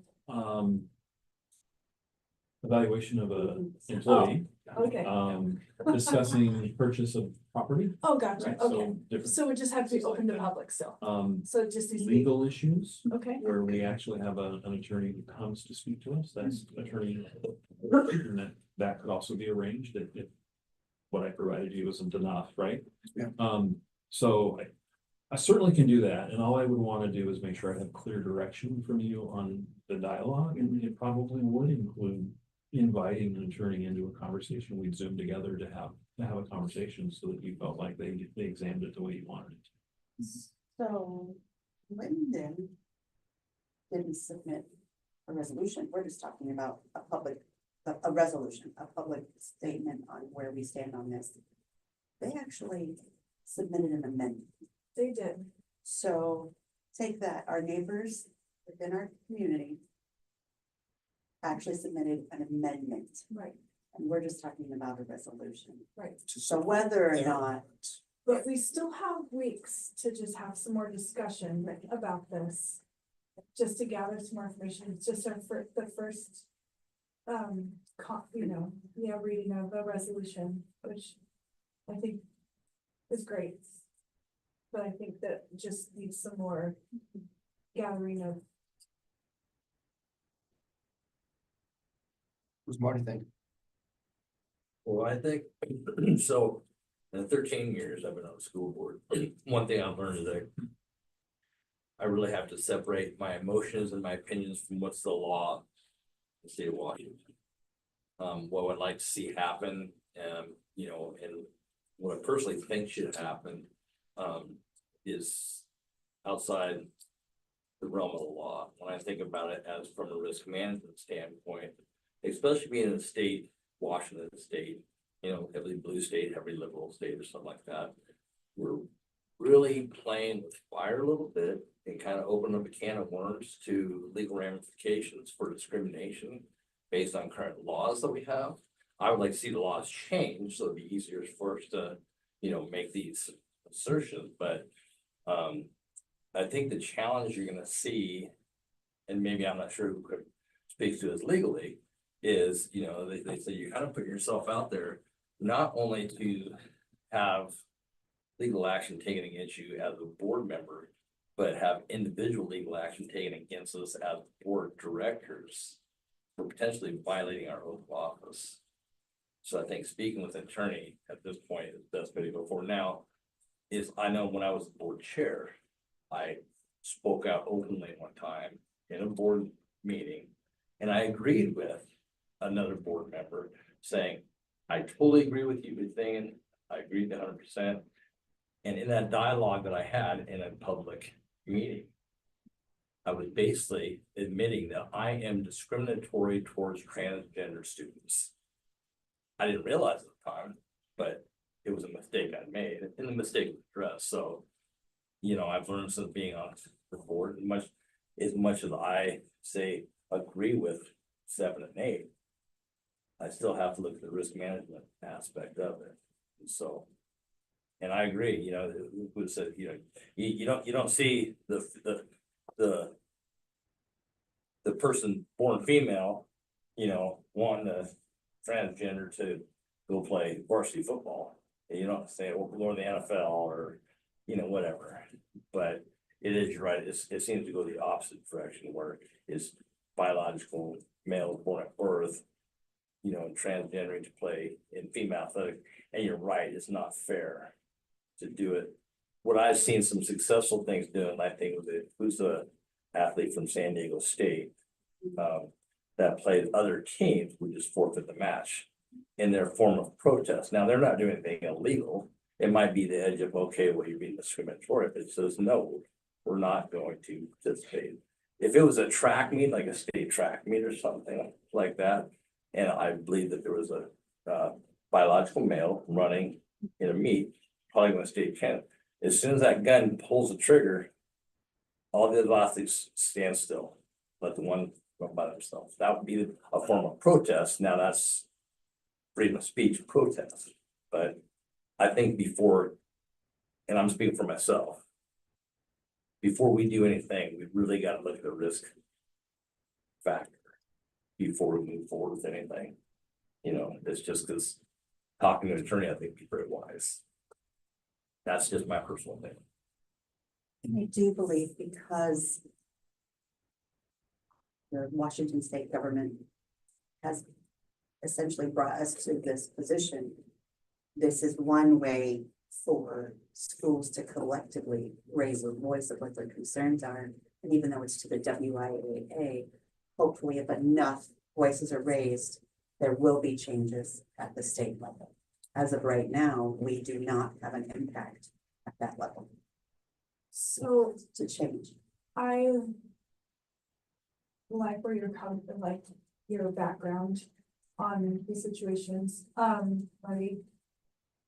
However, then what is our responsibility with safety if somebody, if let's say it's volleyball and the risk is somebody gets up and a male is on the other side and slams it in somebody else's face and breaks their face. And the parent then sues us for not taking accountability for protecting our student against a male on the other side of the. Is that a possibility? So what's that risk? Well, sure. Because we didn't That's do a that. great question for an attorney. So we have like these risks of, we want to make sure we want everybody to participate. That's not what we're saying. We're not saying that. None of us are saying that. But there's a safety. But there's the safety and there's the fairness. And I think we're all agree on that. It's two things. So to make it simple, I'm in full support of this. Right. As long as we're not in violation of law. Absolutely. And to be honestly, and I don't think you guys would, right, but if the four of you like pressure me to put me in a situation where I should violate the law. Right. And to be honest, I would probably resign, Well, you know, yeah, just because I would not put myself in a situation to violate the law. If I'm violating the law, I'm violating my oath of office as a Yeah. board director, right? understood. Yeah, I think we have three things to consider: legal and liability concerns, practical considerations, and respect for our students. Let's. Do we have, I mean, just, if I'm allowed that, do we have anybody participating now in the district? That, you know, That's transgender.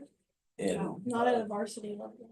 I mean, Or, Appalachia in or general. MMS, because that would be where this would The vote go. concern is that it is happening in Whatcom County, Sure, and it already did take place this fall. Yeah, it's welcome done, but right, just to be very clear. This is just a resolution in support of two amendments. it's a, We are just supporting two amendments put forth by other schools. it's a great conversation. So I don't understand how we can be held liable at all for just supporting an amendment that other schools have put forth. For So their words on a piece of paper. is there words on the piece of paper? Yeah, no, for their words. It's basically their words on a piece of paper, right? And basically we're signing behind their words. Right, so if you look at the second paragraph in the guidance that the attorney provided, what he describes is an attenuation of risk, which is more nuanced. And what that means is, if the district were to support this resolution, the resolution is calling for classifying protected class into something that isn't there now and goes against state law. So the question of whether the WIAA could even adopt something that gets voted on is still to be determined. If this wasn't a state law, there wouldn't be this consideration. Right. The other part of that paragraph is if there was a circumstance where we as a district didn't respond to anti-discrimination, or excuse me, to discrimination behavior. If we do respond and we have good people that pay attention to this, then that's not, it's a big deal, Right, right? right. So, the other piece, and I think I shared this before, is the idea that was presented at the pre-conference, just for your consideration, is if a district, which is a government body, elects to support a resolution that hinders a protected class from participating, that's called a chilling, that's a legal term, a chilling effect. And that can be seen as just discriminating against a protected class to participate. That didn't even get in this advice, they didn't even get into this advice, right? So I think being able to ask some questions, your scenario that you came up with, asking some questions, and that may land on the idea to do it, but I do think it's important that the board considers and is able to articulate how it doesn't affect the belonging and the support that we want to provide for all of our kids, regardless of where we end up, right? So, and I think that if the recommendation is to pull together for a work session, or ask for our attorney to answer questions in executive session, I'm happy to do that. Because what I'm reading here, his final statements in the last three paragraphs are consistent. Even then, this would not result in personal liability. I don't expect that adopting the resolution would lead directly to tort liability. The chances of liability for the district in a lawsuit is vanishingly small.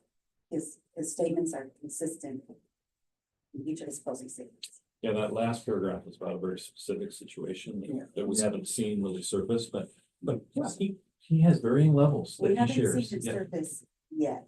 That's a straight. Yeah, I know.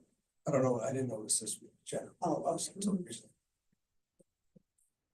And we're seeing it. We're seeing it at the collegiate level. The lawsuits are coming now. It's from cisgender athletes. We would not be able to sustain a lawsuit. Just, I mean, my primary concern is the health and security of the district. And that's, But we also have to That's- take into consideration a female student suing us because she got hurt. right. And that's And this is very something that possible. I shared with Jared and Steve, is that there are valid arguments on both sides. And that's what makes this a really tough topic, right? So I think examining it and landing somewhere is something that can be done. It's just, What I would like to do is send out an email to everybody, do it tomorrow. I think either executive session with the lawyer or a work session. We have a executive session on 22nd. So that's already something we have to do. So this is a topic that we can continue to have discussions about. Unless we want to have another executive session between now and then, which we certainly could, we can, depending on availability. have time. The 22nd, I'm out of town the 22nd. Well. Send me know. Yes, so just remember, please. BCC. Well, I'm gonna. Yeah, and then, I am out of town the 20 through the 22nd. I'll arrive back during the afternoon to be here for the executive session, but So I think it's gonna be a little bit too much to try to organize another executive session. I think if we can have some constructive commentary and then. Just keep in mind, What was the date? no more than February two 19th? can exchange dialogue at a time. And I would February 19th. recommend that you have this conversation January together, 27th. right? I'm sorry. I guess my recommendation is please don't have the dialogue via email, even if it's broken. If it's about arranging, that's great. Yeah. Okay. Yeah. It's January 27th is when this WIA discusses the language and content for each amendment. So they would like to see if we want to support 7 and 8, we should be voting on it on the 22nd. Yeah. Okay. Well. I think that's doable. I mean, we could. Maybe we talk. So typically we do a first and second reading. Right? Now it's up for discussion tonight, so. What I would recommend, you could do a first reading if you decide that, because you still put it up for vote, you could schedule to have a first reading on the 22nd. And then arrange for a special meeting between the 22nd and the 27th, before the 27th. To then be able to get a second vote in there. That way it's advertised well in advance and people know that that's what's going on. That's the purpose behind it, so that people know what's going on. Yeah. So we can talk about that possibility. Well, yeah, last time we did something like this. Like this, we decided to just write a letter. Yeah, that had some strong language of our support, so just a thought about that as well. I would recommend bringing that to the attorneys. And does that change anything on that as well? Yeah. It's a good idea. All right, well. I'm just. Can you zoom in?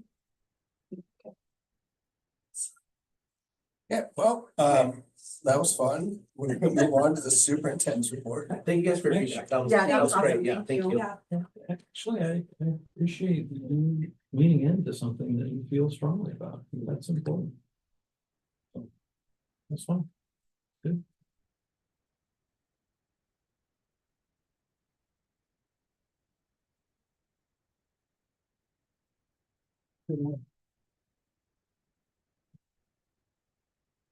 So the superintendent's report, just to remind everyone, we met on the 18th of December.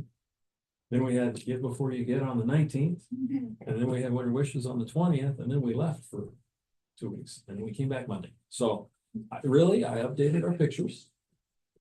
Yeah, we had 2 good events, right? And so I want to say again, really keying in on the bottom left picture. It was great to have you all there in support, and it's good. It's good to have school board support in the activities that are going on. So, thank you for being there. That was fun, yeah, that was a lot of fun. It was, nephew's still done making fun of me. You knew that was gonna happen. Last evening, we had our rescheduled bond measure facilities committee meeting. We had conducted outreach. Lisa Gilchrist, our director of public information, she had sent out a survey. We had 440 people respond. We had a number of responses and really providing some feedback as to why people didn't vote for the bond, or they were upset that it didn't pass because it's really needed, or maybe we had too many different items that we were asking for, or the price was too high. A whole range of responses, and so I really appreciate Steve and Michelle being there last night. They did come to a recommendation, and that is to go with strictly the middle school on the next bond, and it would be in April. And so we're moving forward with collecting all the documentation that we need to register for the county to be able to have be on that ballot. And so more information on that to come. I would like to credit Lisa. Like, if she's doing yeoman's work, it's amazing how much stuff she's putting out there. When I asked her last night, like, do you have time to put this together? She just said, I'll make time. Okay. Well, Great. you know, Mr. Harwell and I were talking, we used to do what she does to a much lesser extent by committee, because we didn't have anybody in that role. So when you think about an emergency, whether it's a building getting shut down or somebody driving to the front doors, or you pick it, yeah, we had to stop everything, figure out how to share what we're going to share, how to be able to respond to that. We just didn't have the expertise or the understanding of how to do that well. And she doesn't just do those pieces and what's going on with bond measure, but she does the levy work. She does the newsletters. She does the stories that are on social media and on the website. So she knew all the different rules about how many times you can communicate a month, and she's been certified. All that stuff I was blown away. Well, she sits on the state board as well. It was amazing. I was very impressed. It's good. It's really good. Thank you. I'll be sure to share with her as well. All right.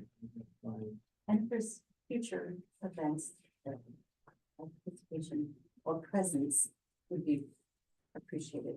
It'd be nice if we started to rotate so that they see all of our faces. Agreed. There's pizza. There's always pizza or dinner. So the next item that you can barely read is a collective state funding community article. This was an article that was put together by our communication directors from MERIDIAN, Bellingham, and Ferndale.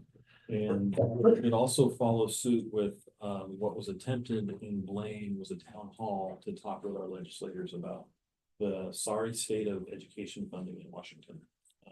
It's really dismal in terms of what we want to be able to provide and support our students with a level of both education, what you saw from our teachers here tonight, what you continue to see, and the supports. When we talk about the language supports, we have that district wide. We have to fund that, and oftentimes we don't have the funding for that. And I'm going to show a comparative, but this document, and you've heard me talk about the big three.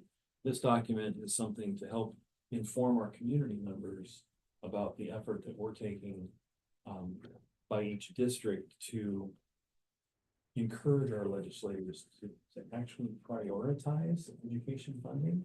We are the only state in the country where the Constitution says the paramount duty of the legislature is to fund its education system fully.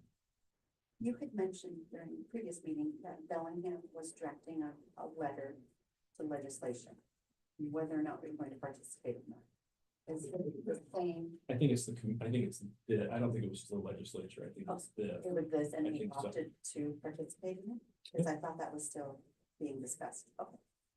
Yep. So, all 7 school districts signed on to this. So it says, how the state budget impacts K-12 education in our communities. Says we have a responsibility to ensure that every student in Whatcom County receives the education they deserve.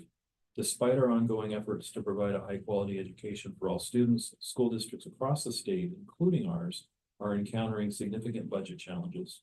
Our state's funding has not kept up with increasing costs of education, special education, transportation, and facilities maintenance expenses also continue to grow, further straining our budget.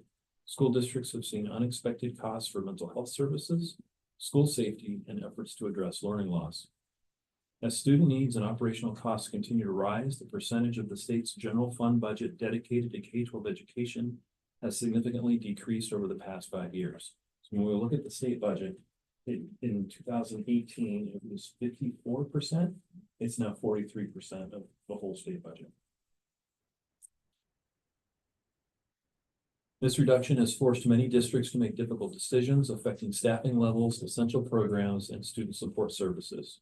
To help us meet these challenges, we have asked each of our local legislators to act in these ways. Number 1, adjust the state funding formula to better reflect the true costs of education, including adequate support, special education, transportation, and materials and supplies. And also I'll share specific information about what the funding gaps have been for Meridian School District in the last 4 years around those 3 topics. Number 2, provide targeted funding to help continued pandemic recovery, including resources for mental health support, academic interventions, and technology upgrades. And number 3, increase state funding to keep pace with inflation. And so we appreciate your ongoing support and understanding as we navigate these financial challenges. To learn more, visit law school funding. Law school funding is something that the associations of Washington, so AWSP, our Principal Association, WASA administrators, WASBO, our CFOs, they put together this as a resource, not as advocacy. So it just talks about how things have gotten to where they've gotten. I think that came out in the Herald today.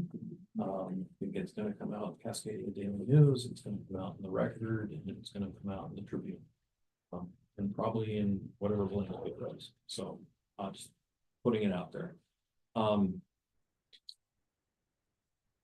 This is you can't really see that very well. I won't hit every line, but this is a 1-pager that districts across the state have agreed to produce to tell their story. And so when we look at the funding gap, school districts can't operate on their own. They have to, they require funding from the state. And we know when we look at our tax record that we have state funding 1, state funding 2, and that's nothing any local district has control over. It's funding that goes to the state. It's put in a big barrel, if you will. And then there's a formula where funding comes back to us. We receive more funding back from the state than what is taxed. And what I want to be really clear about when we look at these gaps, we aren't even close to providing the level of support and education we want to provide. This is us surviving. We cut $2 million last year without doing reductions and layoffs.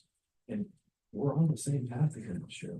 We may be 1 to 1.5 million that we're going to have to reduce unless we get more state funding.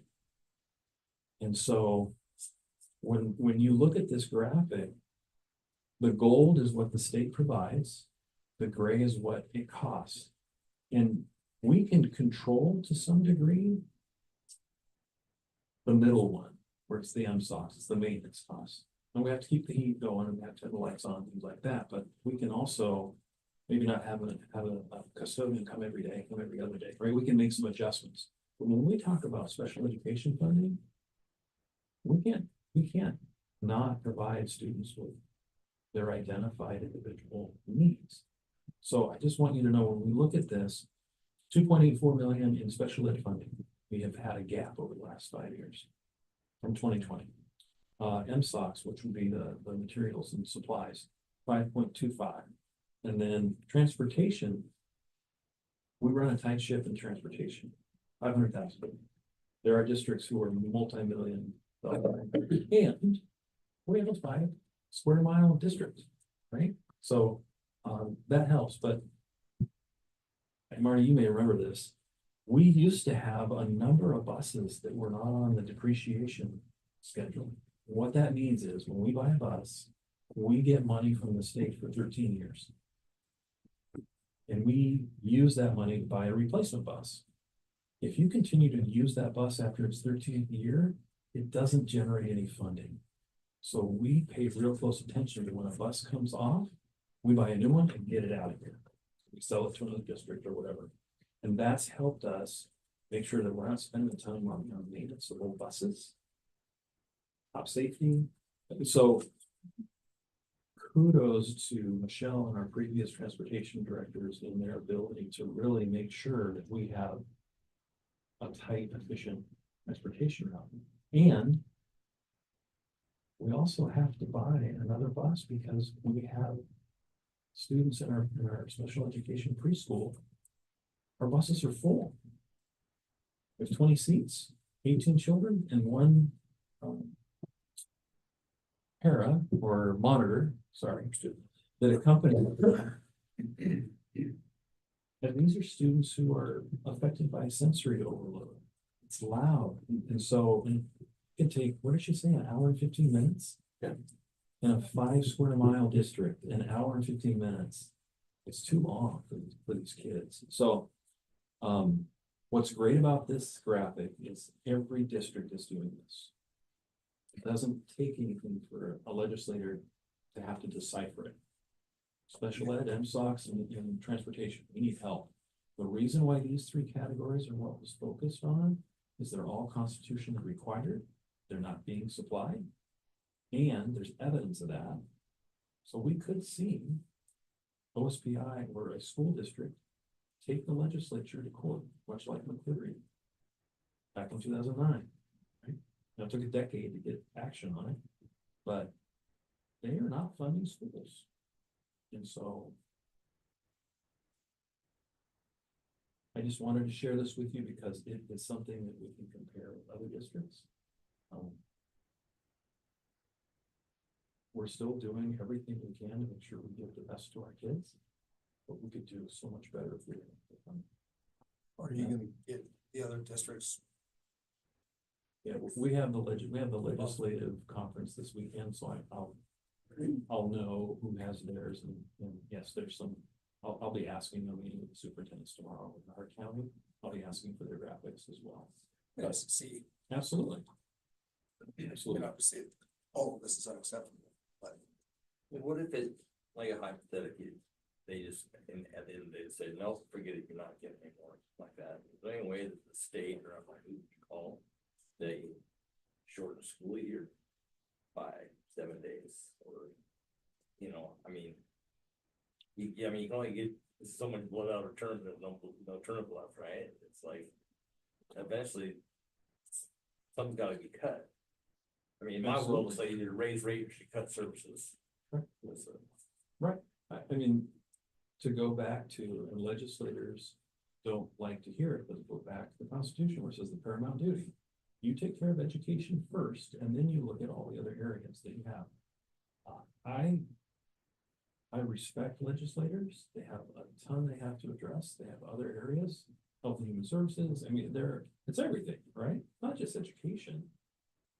But it says that's your primary responsibility. That's the field I represent, and that's the one I'm going to advocate for. All right. And it's our kids that deserve to have these things. Now, each district has different things they have to deal with. If you're in the Seattle and you have a huge assessed value, the stuff we talked about around bonds and that energy is nothing, because all they have to do is run a capital levy and they get the money, pennies on the dollar. It's not equal across the state, which is another issue. Yeah. But these 3 topics, if the legislature were to fund one of these significantly, it helps everybody. Doesn't matter if you're big or small, doesn't matter if you're on the east side or the west side, everybody's hurting in these 3 areas, right? So that's the piece around that. To your question, Last year, we pushed really hard for support around the MSOCs, the middle one. They provided enough funding for each student in our district to have $27 extra for MSOCs. Yeah, so we can buy 2 ply toilet paper instead of 6 ply, right? Big bucks. I mean, it's, But we were already behind. right? And wasn't the ask like 50?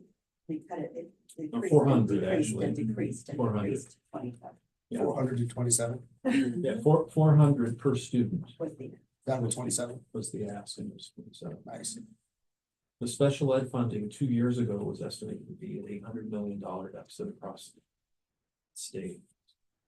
And they provided 300 2 years ago, but didn't come back to provide the other half. And the behaviors are escalated, the needs are escalated.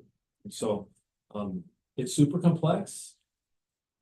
Just is, and it's compounded because we don't have the funding that we need. So, but we're gonna go, we're gonna advocate, we're gonna talk about what the needs are for our kids, and then we're gonna still come back and do the best we can. And just, this is not going away. So, yep, absolutely. And then, are there questions or anything on this? The only other thing is, I've got that this weekend, and then, MLK Day is January 20th, and then school board meeting, and again, we start at 5. And we'll have a, self-assessment ready for you. And then we have our, I have a risk pool board meeting. That's all I've got. So this one, we're going through what areas you're working on, and we don't have a grade for, right? No, I'm gonna share with you, I'll provide it ahead of time, and I'll speak to a few pieces and answer questions you have, and then the next meeting is with the information to see. Go from there. But it's the mid-year, so I don't think you're even scoring. Okay. Yeah. Correct?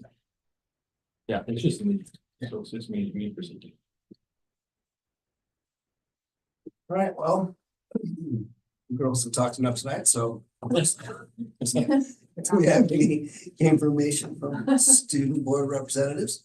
Yeah, so we're planning our first district-wide meeting that will have members from all the student advisory groups around our district.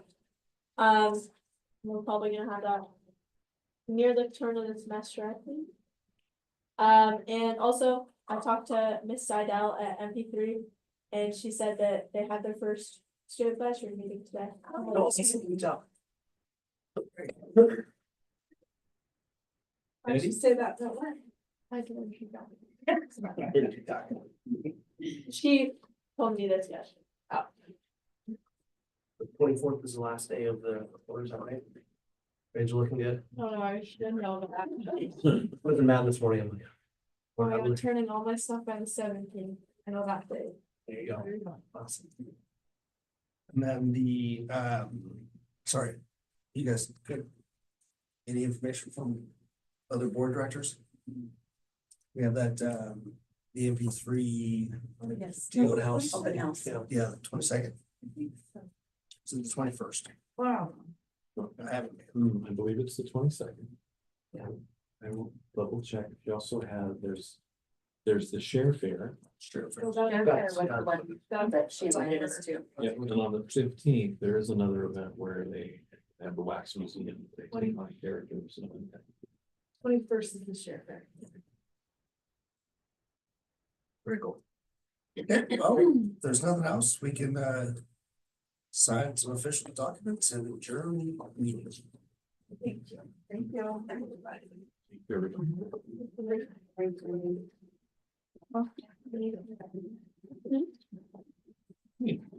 Question? Yes. Oh, that's If we do a special session on the. I know, I'm like good at